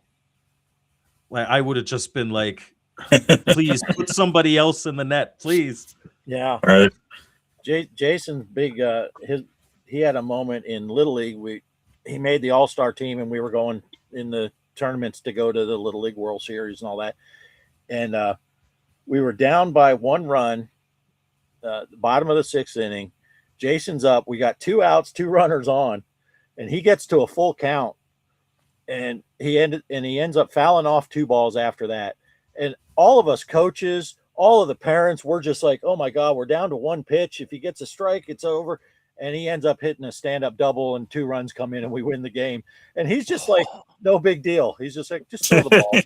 And I remember playing basketball when I was a kid, and the game came down to my foul shots, and I refused to turn into the wolf. And I got the shot, and I went right to poof. I didn't even go to the hot chick. just go. That might have been a movie. I don't remember. My head's messed up. Oh, that's hilarious. Okay, hold on here. I got a couple things going on with Jabba said he had picked up the first pinball game made for the 2600, and let me see here. I think I got a picture of it. Video pinball. That game. What was the guy's name? Smith or they asked him to make that game and to do his research, and he said his research was going down in the lobby at Atari. They had Superman, the pinball game, and he just spent all day long. That was his research, playing pinball, and then going back up and making this game. And then later he went to Magic after that. In hindsight, video pinball isn't great. I'd much rather play what is it? Bumper something or Midnight Magic. But for what it is, video pinball's all right. I wouldn't call it a shitty game. It's not a great game, but it's right. Yeah, I mean, he didn't have much to go with at the time, right? Yeah. I mean, it's just like, here, make a pinball game for the Atari. So Bumper Bash. That's what I was trying to think of. Yeah. Now Jabba's pretty good at pinball, though. I made the mistake of becoming friends with Jabba on VR. And now every time I look at my scores thinking I did good, I look at my friend's scores and he's way above mine. I'm like, oh, that's right. I do still. How do you think I feel? I go on there and every one of you is up here. I'm like 12 pages down. and every time he beats your score, he goes, Uta Gudas, Barts. Let's see. Phil had also sent a couple more pictures. Let's get Phil up here. Centerfold. Burt Reynolds, bearskin rug. Only. Close. Look at that. Look at that stud. Look at that guy. I'm going to take us down. Get it a little That bigger. can't be Phil. He's got hair. On top of his head, not just the bottom. Yeah. And nice. I think he's got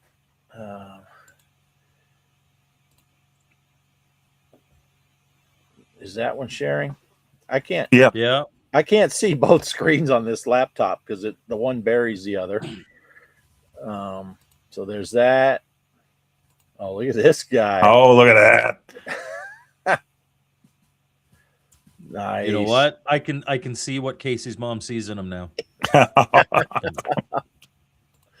Nice. Yeah, that's that. Let me stop sharing. Nice. Battery power. Oh no. We must be getting near the 2-hour mark. Oh, you don't have the chat on the side anymore. I can't see it. Oh yeah, I got to put the chat back up. That's right. Yeah. Now we have so many options. I, for one, want to play as many as I can and think we're torn, unlike the blockbuster days of the occasional game for Christmas or birthdays. Yeah. Mega Man 2. That was always a rental at my place. We'd have it for like 2 days and we'd almost beat it, and then it'd be like 3 weeks before we got it again. And then we'd have it for 2 days. We'd almost beat it, and then it's just. Yeah, Bliss liked video pinball as a kid. Played it a lot. Yeah. Nice keepsake. Don't think I'll play it much. Yeah, nowadays there's much better ways to play pinball. Yeah. Remember the pinball game on 95? Oh yeah. Yeah. Psycho Pinball was fantastic. Yeah. Yeah, Jabba's pretty good. And Jabba's got a cool channel. He plays some games. Link is in the description below.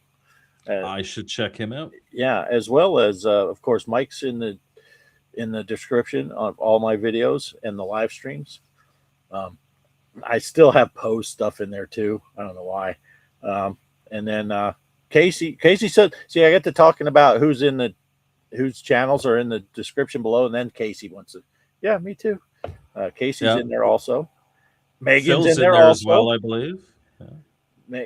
Megan is in there also. She Okay, just yeah. released a video the other day about the new cube thing that the Steam people are releasing. Oh, yeah. Oh yeah. Yeah.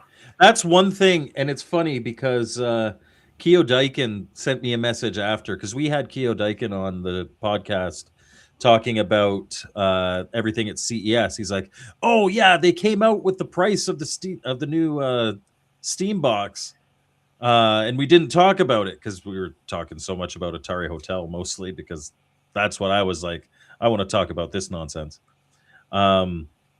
Which I'll plug this Tuesday on the Retro Bliss Rewind podcast at 8 p.m. Eastern, either on Retro Bliss Gaming or on my channel, Mike's Gaming Gala.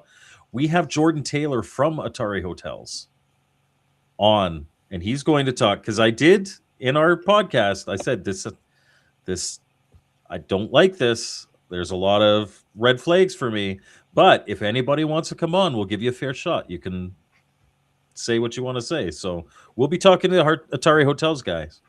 Nice. But Keo Daikin had wanted to talk about the pricing of the new Steam box, and we never did that. It'll be priced between $600 and $1,000. There'll be like different models that you can get. Yeah. And I was looking at the VR headset, which seems like it has really good specs and all that, but I'm thinking that's going to be expensive as well. And but if I don't know what everybody I saw, I didn't really look into it much, but a lot of people are talking about Meta and less support for the Quest. Now, Really? I think they got rid of some companies or something, some development teams. Yeah, there's a lot of stuff going on about the Quest and Meta and what's going on. And I don't know if you saw it, Poe, but that Coconut Games, or whatever they're called, Mighty Coconut, that does Walkabout Mini Golf. They have announced that starting with the next course, it's going to be $4.99 instead of $3.99. Oh yeah, they're raising the price, and they're having to ditch a lot of the extra little peripheral stuff.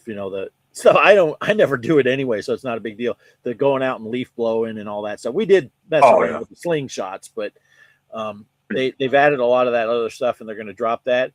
And they're going to, I think they said they're only going to do, I say only, but 7 courses per year instead of new courses. I mean, these guys are amazing. You don't expect more than one a year, right? And next thing you know, they're announcing another one. Yeah.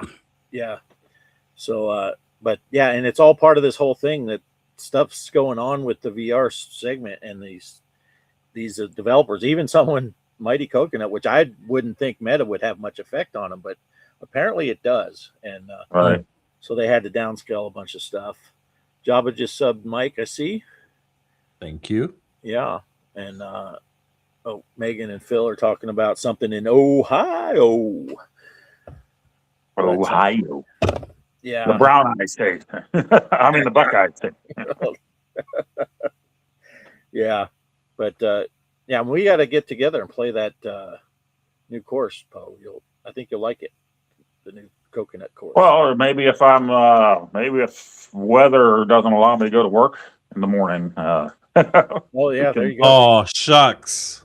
Well, that's the one thing. It's the one thing that sucks about working from home. I never get a snow day. Right. Yeah. Right, and most kids don't anymore either, because they give them all laptops, Chromebooks now. So right. School's canceled, but you're at home doing homework. Wow, man, I'm so glad we didn't have that garbage when I was a kid. Yeah. I remember in high school, there was one time, because when I was in high school, I was living in BC. I was in a city called Coquitlam, which is a suburb of Vancouver. And you don't get much snow in BC, at least at that point in time. You get a little more now. And we lived up the side of a mountain. And, even if you get like an inch or two of snow, they shut everything down, because the whole city has like 2 snow plows, and every street is like going like this or like this. And I remember being so behind on like this report that I had to do. And it was due the next day. And I remember being, I'm not a religious man. I grew up with religious parents. We went to church every Sunday. But I'm not religious. And I remember being like, please, something that makes me not have to go to school.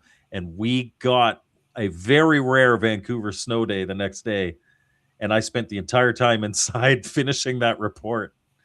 So snow days help sometimes. Yeah, I remember my brother waking up on days that we would assume there was going to be a cancellation. And my mom would have it on the radio.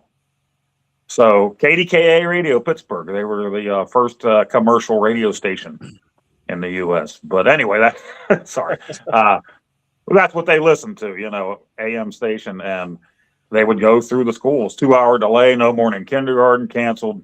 So my brother would go out there, and I could just tell by his expression when he came back in the bedroom, was like, son of a bitch. I'm like, yeah, we got school today. Yeah. See, I grew up in Phoenix, and then in junior high school, I've told the story. We moved up to South Dakota. That's where I got my paper route so I could buy my Intellivision. But I heard about these mythical things called snow days. And we moved up to South Dakota. So I'm like, dude, we got this. And the first time it snowed, there's like 1.5 feet of snow out there. So I'm like all stoked. And I go to turn on the radio station. I'm listening, and they're like, Dakota Junior High, half-hour delay. I'm like, what? It's not even a full hour? What is going on? If it was less than 2 feet, you were going to school. Yeah, and that's the case. That's the case here. Yeah. But it all depends on how prepared for that kind of weather the people are where you are. Yeah. Yeah. Well, we have PennDOT here, and they always tell everybody every year, oh, we don't have enough salt for the roads. You're screwed. It's like every year it's the same story with you guys. You have enough salt. I see these mountains of salt when you drive past. Yeah.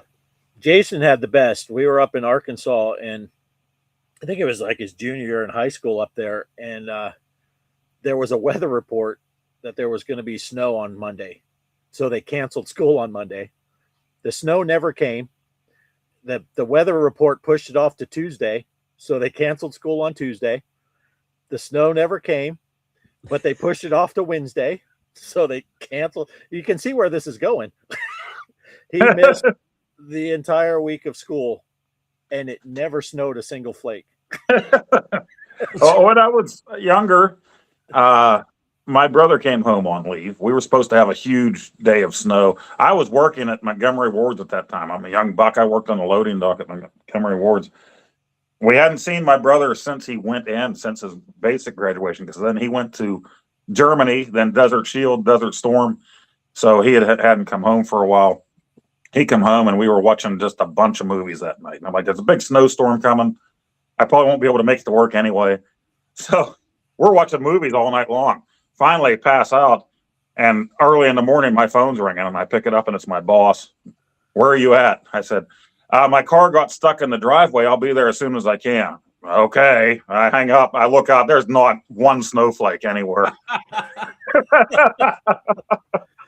So when you get there, you'd be like, no, my car wasn't stuck in snow or anything. It's just the engine wouldn't start. Yeah, it was just stuck, Yeah. See, now Phil's mom was sitting on the hood. I had a time where I got caught by the boss because we were over in Spain on deployment, and my crew got chosen it was our turn to go around and do trash pickup around the base. And it happened to be my birthday. And the night before, people knew it was my birthday, so everyone was buying me drinks. So I was just shit hammered, and I completely slept through everything. We were supposed to get up at like 7 o'clock in the morning and go meet up. And now I was on the skipper's crew. The skipper of our squadron was on my crew, but surely he's not going to go out on trash pickup day. So at about 8 o'clock, someone knocks on my barracks door, and they said, yeah, the skipper wants to know why you're not out there with him. And I'm like, oh shit, the skipper decided to go pick up trash. So yeah, that was not a good time to be me. But it was he just laughed it off at the end of the day. I just owned up to it. I was like, yeah, it's my birthday, and I had a few last night. And he's I had like, a few all right. done tonight. Yeah. Yeah. But let's see. Yeah, Phil and Megan are having a conversation about They're all just kinds of in places. Ohio land right Yeah, now. they're in Ohio land. And they probably muted us. And they're just having their own conversation. You know what? You know. Fair. Yeah. Sorry if we're Fair. interrupting you guys at all with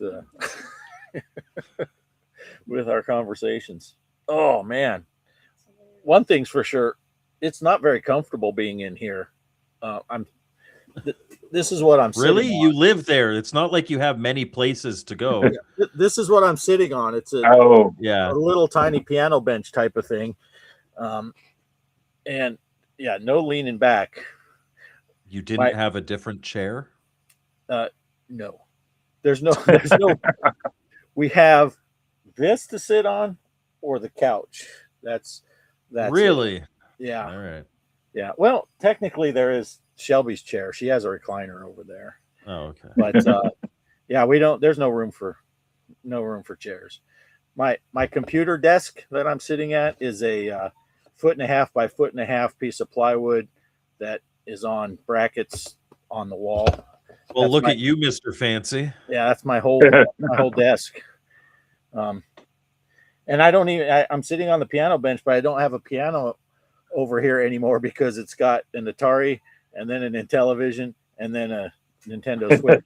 Well, you've got your priorities straight. Yeah. So yeah. So the piano is now out in the arcade room, leaning against the wall behind a cabinet. Megan.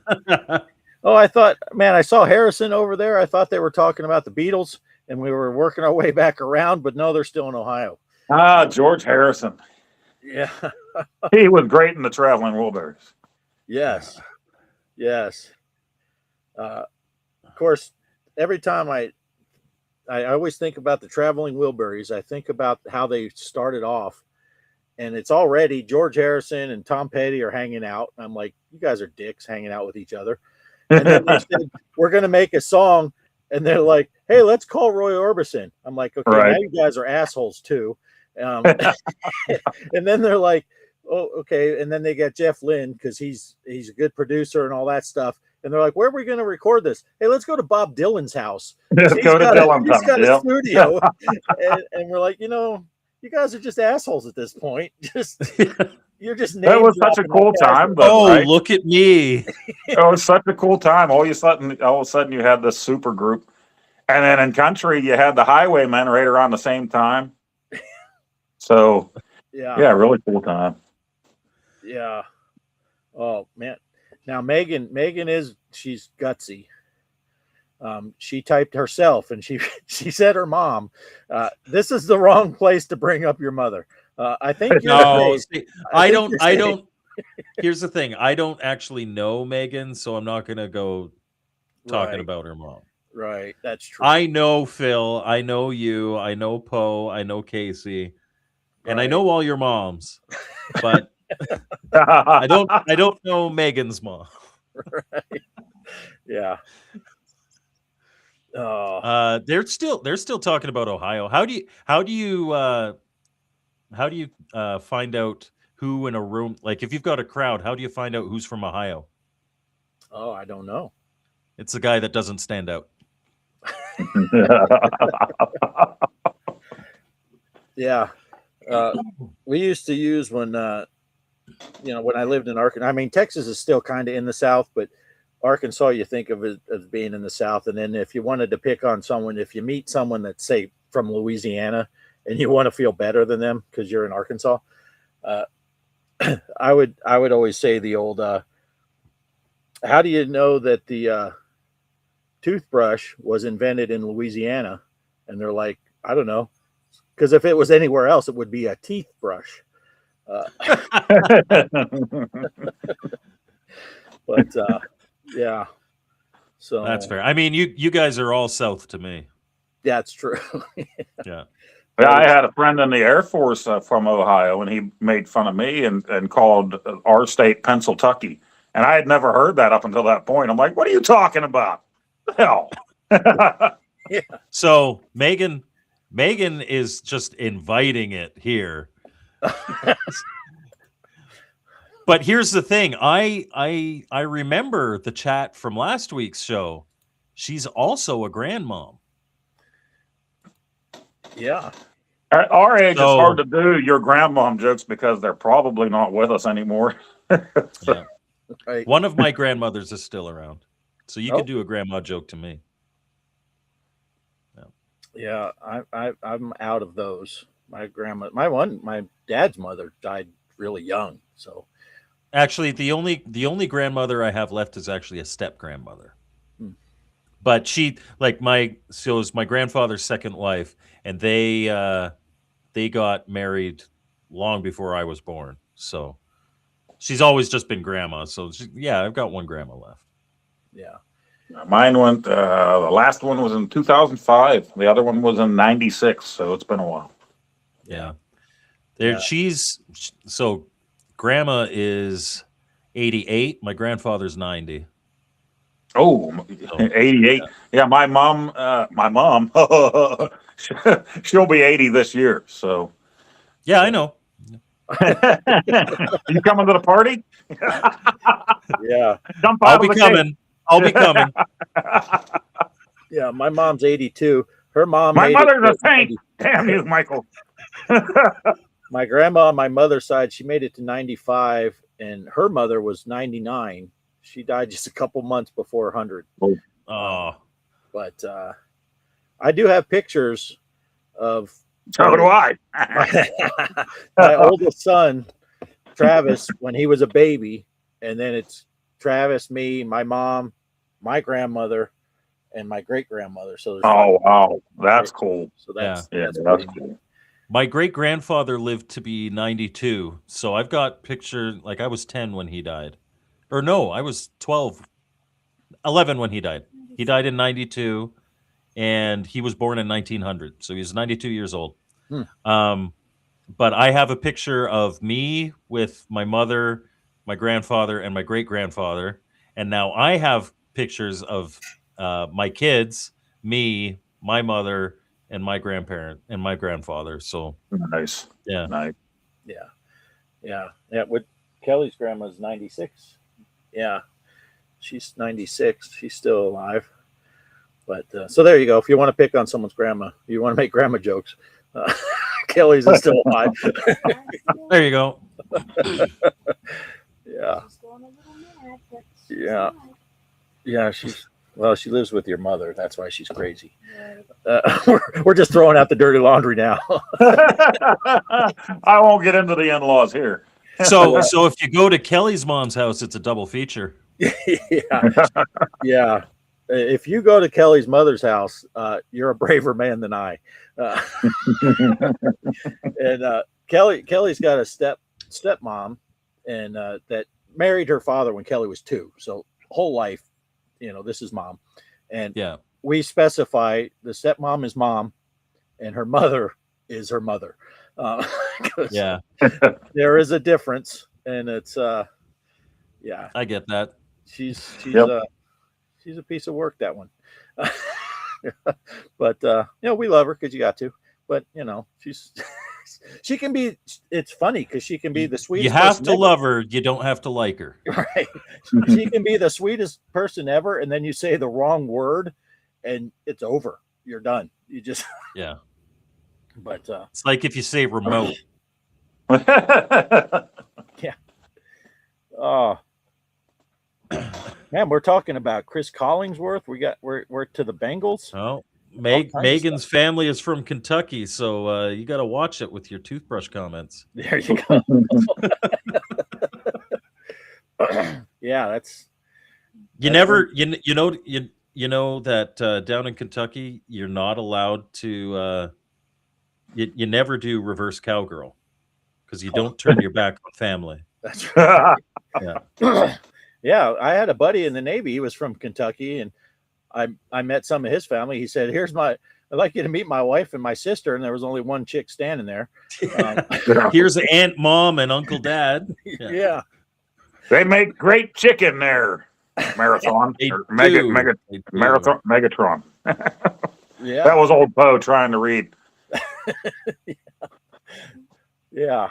I did have a friend from Kentucky. Oh, I guess he still is a friend. I have him on Facebook as a friend. So, Well, that counts. Yeah, that counts. Yeah, everybody that I have on my Facebook is a close personal friend of mine. Yeah. So my uncle he actually taught college in Kentucky. He's passed away now. My aunt's husband, my Uncle George, and he played in the Louisville Brass and whatever. He's in bands. He actually played with ZZ Top back when they were first starting, way back in the day. So yeah, he was a very musical person. Great guy, my Uncle George. Yeah. Well, and the great thing about teaching college in Kentucky is you only need a 4th grade reading level. That is almost the same joke that I had in my. That's hilarious. I shouldn't. You know what? I am currently working with the University of Kentucky. I should not be making Kentucky jokes. I'm sure they have a wonderful education system there. Yeah. It's all we kid because we care, right? It's just. Although I did walk into like a deli shop when I was working there last time for lunch, and I swear there's 20 teeth in the entire building. Yeah. Oh. Yeah. My dad made the mistake. We had a concrete guy back when we were building houses, and he only had one tooth in the top of his mouth, one of his front teeth. All the rest of his teeth were gone in the front. And when he wasn't around, you wouldn't say it to his face, but I'd be like, "Hey, we need to get that concrete poured." We had another concrete. Is he busy? And my dad would be like, "Now we're going to have to get the tooth."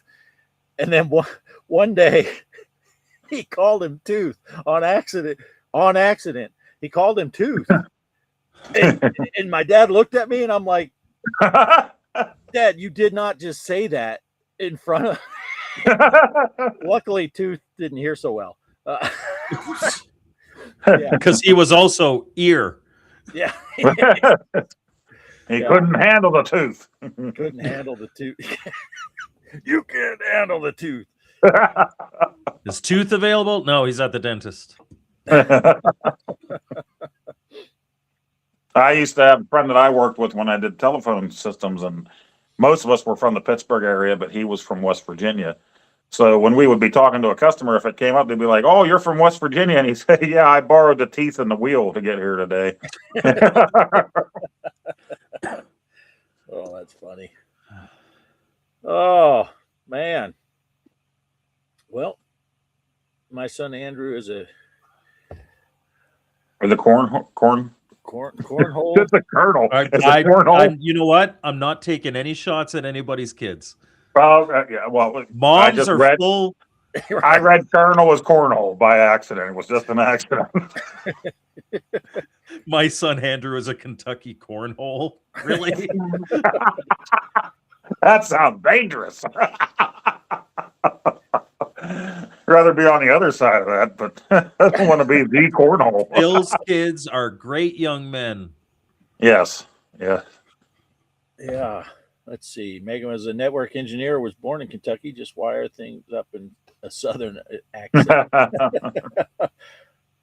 Cincinnati cured me of my southern draw. I tell you that, I'm sure I've said it before, but that southern draw thing, I cannot figure that out. When I moved to Arkansas, I knew these kids. I worked at the grocery store, so you hire a lot of high school kids, right, that run the checkout counter. And some of these girls, they grew up in the same town, they went through school together, and one of them talked normal, and the other one had such a thick southern accent, I couldn't tell what she was saying. I'm like, how did you guys grow up living 2 doors apart for 18 years? And it is amazing the strength of southern draws. People that grew up together. Hey, game on forever. He's late, but what's up? The game freak. Kentucky cornhole. That sounds like a country song to me. Yeah. Oh, and he didn't even say it in an old Poe voice. Hey, game freak. Yeah, it was totally legit. My son.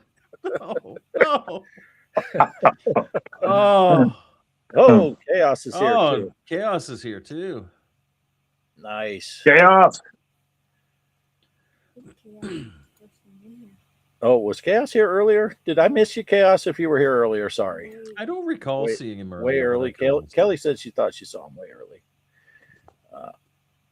But I don't know. Let me scroll up now. We're gonna see. The very beginning.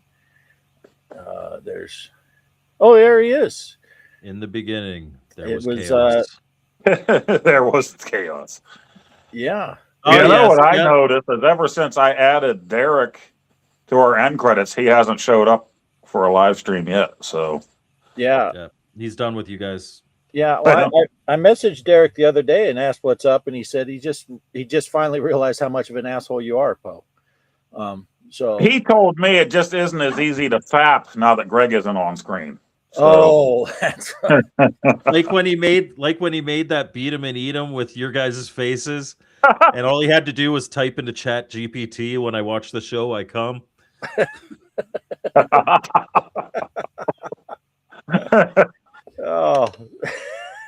Oh yeah, to watch because he was on that episode of the show, and his face turned 10 million different shades of red. Yeah, no, yeah, I don't know what he's got going on. He's really busy, he said, but well, he's got a girlfriend now. They've been together for a bit, but that'll keep you busy. It will. Yeah, with my son, we were playing Mario Party on Switch online every single Saturday. He got a girlfriend. We haven't played that game in months and months and months, and I don't blame him. He's been playing a much better game. Yeah. Yeah. Yep. That is true. It happens. Let's see. Kentucky cornhole is a high honor by the mayor. Very noteworthy. I will never read that differently. Or if you don't see it as Kentucky, it says my cornhole is a high honor. AY. Okay, oh no. A little lubrication for the cornhole. KY cornhole. Stop. Sorry, Phil. I love you, but not in the cornhole way. Wow. Hey, let's see. Let's see if we can salvage this. No. Hey, have you ever heard of that country song? It's midnight in Montana, and I can't get my dick out of this cow. I think it's on the same album. You missed it earlier, Game Freak. They have that country song. We had some music interludes earlier. Yeah, you got to watch the replay. What? And the song I was talking about was on the radio. Country song. What was it? Are you gonna kiss me or not? And I've been singing, "Are you gonna fist me or not?" My coworker isn't happy about that at all. And Mike sang us songs tonight, and they're classic. I don't normally do shorts, especially of the show, but I might have to do that this week. I don't know if that'll get us more viewers or we might lose subs again, like we did when Old Poe did his song about Nudie Magazine, Bart. People will find I made the mistake of putting my actual channel here. I will lose subs. My channel is PG-13. I came on here and made it XXX really damn quick. That was some of the funniest stuff ever, though. just when I thought it was hit the top, then you went even further, and then you went even further. I am so proud of the line that I'm thinking of your sister, now your mom is full of cum. That's where I usually got the spit takes when people would hear that part. Nice. Hey, leave my high honor out of this. Yeah. Oh, that's funny. Good times. Good times with Mom's K and KY cornhole. That's right. That is right. All right. Well, we've gone over 2 hours. Whatever happened to the show? It used to be a vinyl show. Right. Yeah. Yeah. Well, we discovered over the course of the show that we did just over 2 years, right? For every week, and then we went to the once a month. And when Poe and I talked about restarting with something different, and well, we talked with Greg and Mike too, but they couldn't commit to the weekly schedule. But we're like, instead of making it something that would be necessarily gaming related or what, let's just do hanging out, because those were some of our best shows. Just you didn't know what was going to be said, right? And we might have done a couple minutes of prep time and been like, okay, yeah, there's this new game that came out, we might talk, and then we talk vinyl for an hour and a half. And like, that was a good episode. So that's why we kind of went with the let's just do hanging out, because that's what we do best. And it's much easier to prepare for a show. Show up 3 to 5 minutes before showtime and click play. Click go live. No. In fairness to you, Bart, show up 10 minutes prior to showtime, have your computer crash, and then hop on 2 minutes after supposed showtime. Yeah. It was just another one of those weeks where all of a sudden, like, I'm doing stuff, and I look at the clock and it was after 6 o'clock. I'm like, holy crap, I thought I still had a couple hours to go here. I better get moving. Now, sometimes the chats just come in the right order, and Game Freak says spitters are quitters, and then Megan follows up with, and this is why I look forward to Sunday nights. It's those kind of motivational quotes that really keep you going. That's right. Sometimes they just pair themselves up. Megan's a mom and a grandmom. Clearly, she's not a quitter. That's true. It's true. Yes. Sorry, that is the one and only Megan joke. Yeah, and Joshi puts the smiling emojis, and then there's a hint of a green light, and then Mike starts thinking, like, well, maybe we can do another one. It used to be the joke that I didn't live in the gutter. I was the landlord of the gutter. You say something dirty, you owe me money. Yeah. Because obviously you guys both know like what talk in the military is like, and you're always there's a lot of, and then moving on my career in television, it is just as bad, if not worse, in television. Yeah. We used to, when I was in Spain on deployment, we used to go get into the shop before the other guys, and we'd write a porn quote of the week. We'd watch a porn movie and put a quote up on the board, and it lasted right up until I put the quote up. The girl, and this was a legit quote from a movie. She said, "Pull it out of my ass and let me suck it." And this is before ass to mouth became whatever it is now. And but yeah, the common. Yeah, the senior guy in our shop said no more porn quotes. So yeah, that no more mayonnaise. Yeah. Yeah. Pull it out my ass and let me suck it. That was quality film. And I always say, to this day, I say film instead of film, because I had an English teacher. I should say it proper if I'm going to talk about an English teacher. Thrill him and fill him. He was from Scotland, and he had a Scottish, and he would say film. Oh, yeah. We're going to watch a film strip. And that was 40 years ago, or however many years ago now, and I still say film. Yeah. It's actually it's funny how weird little things like that stick with you. I remember in high school, the way I remembered, like we were doing Greek mythology, and the way that I remembered how to spell Persephone was to say Persephone.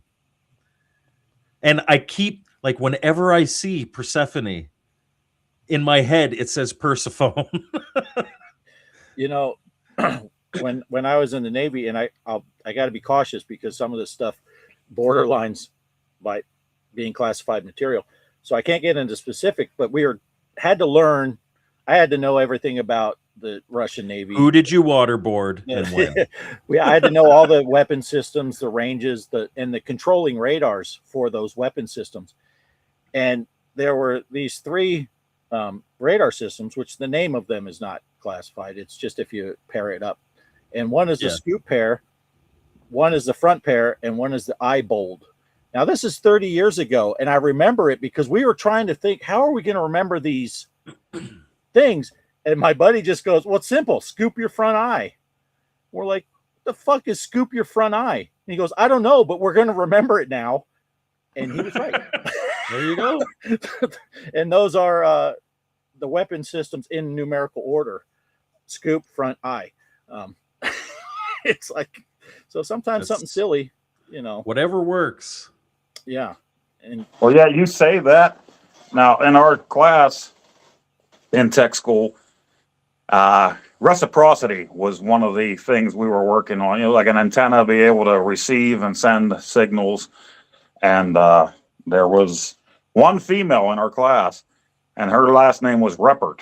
And somebody brought up while we're trying to study this, Reppert's crotchety.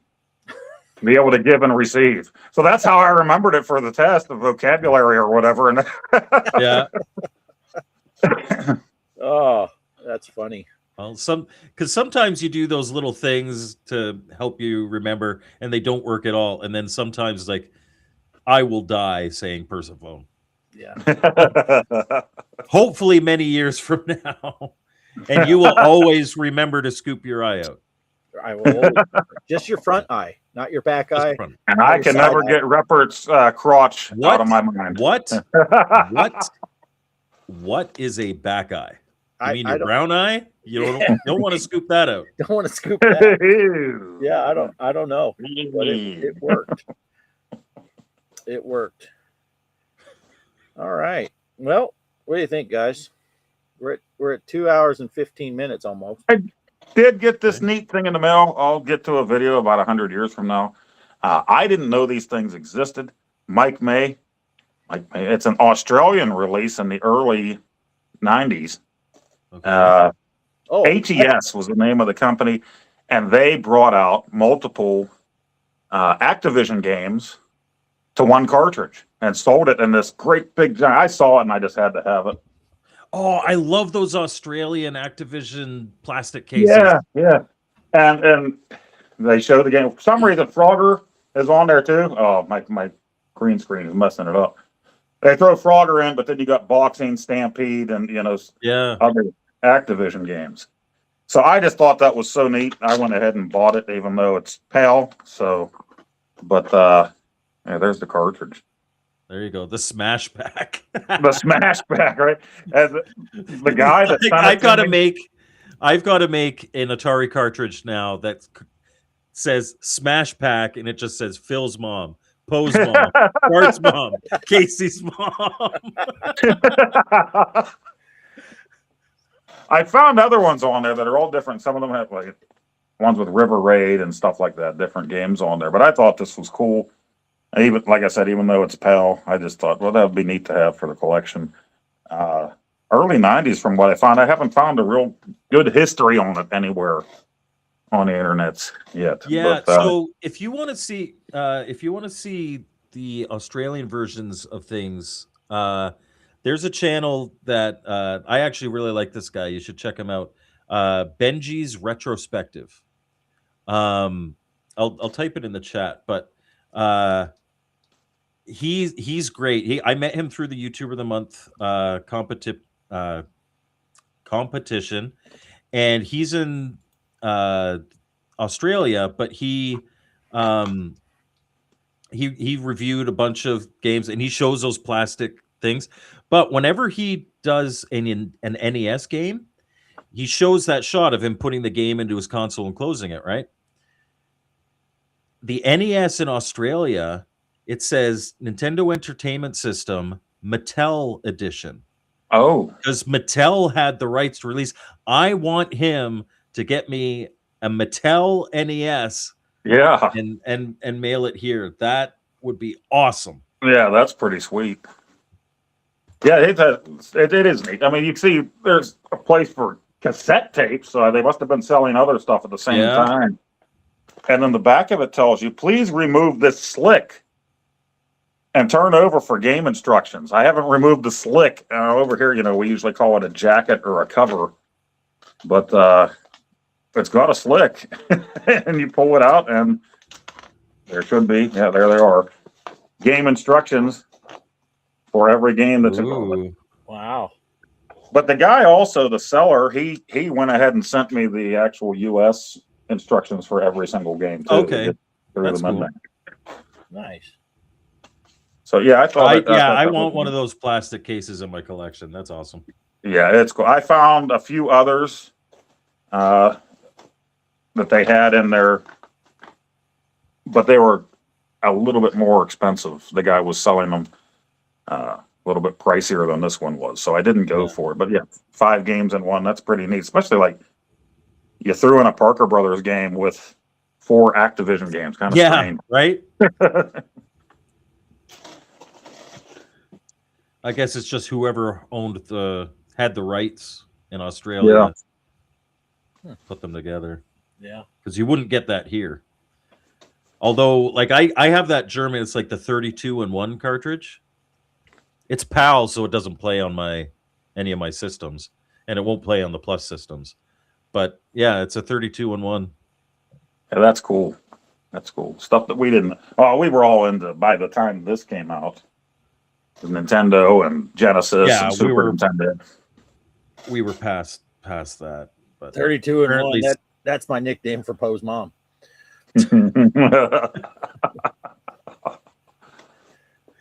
Part of the Smash Pack. Part of the Smash Pack.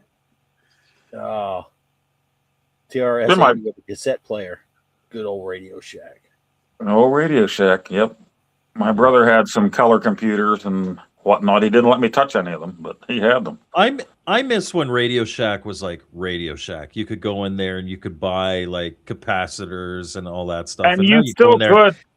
And it's all phones. Yeah. When I first got my ColecoVision, you still could, because I went right over to the one that was local and bought some components and a new switch and everything for it. And then next thing you know, it was out of business. And we had 3 Radio Shacks within probably 7 miles here back in the day. So they stayed, like, I remember going and buying components from Radio Shack in like 2002, I think was the last time before they really, maybe it's what was I going to say? I'm distracted by Phil's comment about the Slurpee. 89-cent Slurpee. You're overpaying. She must not like you, Phil. Yeah. I have a rewards card for Phil's mom. So. 7 times she pays you. But no, it's like Toys R Us, because Toys R Us Canada was different. Like, it died in the US, but it was still up here for another like 10 years up, like, or however long. Like, we still have Toys R Us up here. You still have them up there? Yep. Yeah, they're starting to bring some back here, but I don't know how close they are to the original. Huh. We didn't go when I was a kid to Toys R Us. Now, we took my kids there, you know, for birthdays and stuff, go pick something up, but my parents never ever took us to Toys R Us. It was pretty far away. The problem is that you know, like, everything you can get online now. Yep. And it's cheaper, or you just go to Walmart or some other big department store. Yeah. If you're not where Bart lives, you can do Amazon Prime and have it.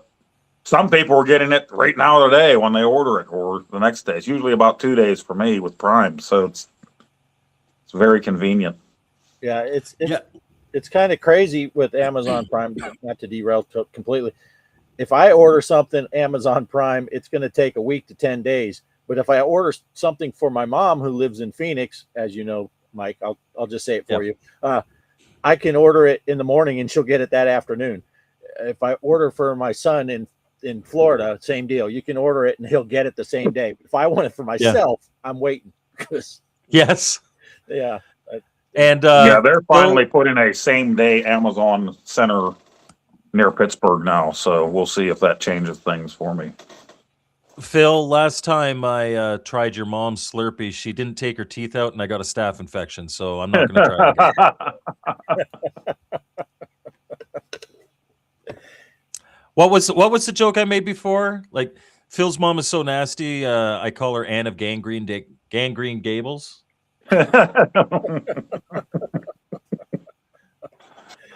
Oh, how quickly it can just come right back to the moms. That's right.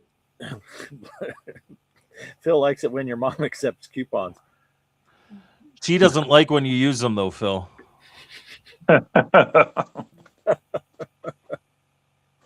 Oh, that's funny stuff. That is funny stuff. All right. Well, Mike, do you have anything else you want to plug real quick before we end this thing? I suppose Tuesday, 8 p.m. Eastern, we've got our interview with Jordan Taylor of Atari Hotels. You can watch on my channel or on the Retro Bliss Gaming channel, which I am totally going to tell his wife that he talks us dirty in chat. And Saturday, I will be streaming Intellivision Revolution games. I may get a video out this week, but if not, it's because I am recording a bunch of stuff for future videos. Yeah. And Nice. Both Mike and Phil's channels are in the description below. If you're not already subscribed, I highly recommend you do so. And for us, we were going to try to start last week, but we had to end up taking the dog to the vet, and Kelly couldn't get back in time for Two Player Tuesday. But we're going to try to do kind of a lead-in thing before your show. So Okay. 7 o'clock Eastern, Kelly and I are going to jump on and play some Freeway and other Nice. things. But some Two Player Tuesday stuff. I know Casey had talked about, and if he needs to, I know his schedule is tighter than mine and Kelly's. We don't work during the week, so we could change. Well, his mom is tighter than Phil's too. That's true. That's why she charges twice as much, nearly a nickel a spot. But yeah, so that's my big thing. And then I think I'm going to keep shooting for basically Tuesday and Thursday night. Do the Two Player Tuesday, and then Thursday night I'll do something just myself playing Atari or Intellivision. Nice. And Just there, turn on the camera and play with yourself. just turn on the camera. I mean, it didn't work so good for OnlyFans. I'm hoping maybe on YouTube I'll have better luck. Yeah, but let's see what I'm seeing. Laughter in the chat. Yeah, because it burns. Back to the Ring of Fire. That's right. Still thinking about the milk mustache. Back to the Ring of Fire. Gotta run. Phil's got to run. Patient. Yeah, she hates waiting for him to be able to get it up. Megan says she believes she is subbed to both. That's the best way to do it, because that way you'll be sure to catch all their stuff. And Phil throws in his random. I mean, it used to be every day he played some live stuff, and he hasn't been able to do that, but he'll still sneak some stuff in on you. So he's coming back. I think right now it has less to do with the migraines and more to do with like he's running around taking care of his mother right now. Yeah. That's what she tells me anyway. Right. So I'm hoping he's get a good maybe 3 times a week of a Retro Bliss live stream. That'd be, I think, a good medium for now. Yeah. And Phil's live streams are a lot like my stuff and Post stuff, where it'll make you feel better about your own gameplay. He's except he has a lot more people watching it. That's he has more people. He makes watching. a lot of people feel good. Yeah. And it's a good time. Poe, did you have anything else you wanted to talk about before we go? No. I haven't made anything. So and now like I said, I think there's going to be a lot of people calling off, so we'll probably be working at least through Saturday again. So that'll give me another 1 day off come next week. So, but we'll try. We'll get something out here. I got to get my Tutankhamun video out, but I got to see if old Poe's willing to do it. So, yeah. Yeah. Hold on. And make sure you put in your title better than Bart's. That's right. That's right. We got some breaking news coming. We got to at least hold on for this. Phil is planning on streaming tomorrow, and Casey wants to know what time. So we're waiting to find out what time. Lunchtime. It's usually around like 11, 12. Yeah. In that case, Bart and I will play walkabout golf at the same time. Right. Yeah. Have some medical conditions, high cholesterol, high blood pressure, and low self-esteem. And He a yeast must have low infection. self-esteem if he's going for my mom. We love you, Phil. Yes, we do. Yeah. And if my mom actually knew you, I'm sure she'd love you too. Yeah. All right. Well, hopefully 11 or 12. Yeah, there you go. Yeah. 11 or 12. Look for Phil's stuff. Just click that bell, then you'll know. Click that That's bell right. on Phil's channel. Let's see. The game is almost as good as this show. I don't know about that. I mean, NFL can't compete with this stuff. Megan is going to try to watch Phil. Then Megan will see you in the chat because I'm going to be there. And, Well, I guess I better show up and start saying some naughty words. I'm sorry. I Phil. have every Monday I have an 11 a.m. meeting and I have a 12 noon meeting. So depending on how long those go and when he goes live, I may see you in the chat. Yeah. Oh, now it is his show is PG, but that doesn't mean it's not as fun. It is fun. His show is PG. His chat is not always PG. Yeah. We keep it still within PG-13, but it's a fun chat to be in. Yeah. For sure. Sometimes it's old school PG, like Jaws PG. Or, Yeah, there's only like 3 nipples shown. right. It's still PG. Yeah. You can drop one F-bomb and one set of boobs and you're still good. Yeah. Not modern PG where it's lower than G was back then. Yeah.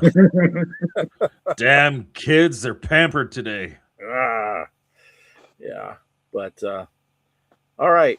Well, I think we'll end it here because I'm not going to lie, my generator's been running all day and I'm worried it's going to run out of gas. And I gotta shovel what is surely another 5-6 inches of snow off the driveway. Right.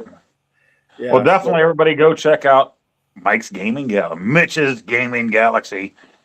You're going to love it. I mean, I'm sure you're already subscribed to him if you're in here, but if you're not, those intros are going to just knock you out. Love them. Absolutely love them.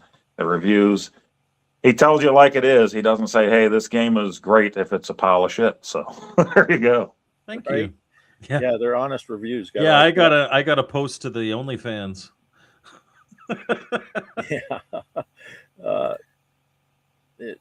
PG, Megan's PG also. So all right. Yeah, check out Megan's channel subscribed. also. I did, I think last week or maybe two weeks ago, I did subscribe to MeganTron. I haven't had a chance to watch any of it yet, but I will. Yeah, she has some cool little 2 to 3 minute videos of playing some old Atari 2600 games that are easy to jump in and out of. You don't even need a lot of time, just so I like those kind of channels. Yeah, it's and it's good. It's good stuff. And so, all right, then I guess we'll call it right here. So I do. Do I still have an outro? I guess I still have an outro. 12-hour outro coming up. Yeah. And Mike suggested that maybe me and you had eyes for each other in some of these. I think it's the AI, guys. The AI did it. You look dreamily. Actually, there's one scene where like Poe, it starts with you on face and it looks like Poe, and then you turn and start running, and it actually kind of looks like me. There's a couple that I didn't put in here that I did share with you guys. The ET segment had me and Bart on the same bike, and Bart put his head on my shoulder, and that one. And there was another one where we were playing like a Super Nintendo. There's a version of it in here, but the other version had us like staring longingly in each other's eyes afterwards, and like that. It's that the didn't make 21st century. You guys can come out as a couple. It's okay. Yeah. I mean, Poe says it that the AI did it, but I remember we shot that scene several times because he kept fucking up his lines. I don't know. I don't know why. Remember, you can sleep pole to pole, you can sleep hole to hole, but never sleep pole to hole. All right, and there we go. Wise words. Words of wisdom from Mike Scamming. All right, we're out of here. Thanks again, Mike, for coming in and thank you, sticking it out for 2.5 hours. Here goes the outro so it'll be another half hour. Here we go. Thanks for stopping by, guys. We hope to see you next week. Hanging out with Poe and Offgrid. Yeah, the retro game stories. You know what they did. From Atari to Zaxxon, every secret unwound. Best closing credits theme. The baddest around.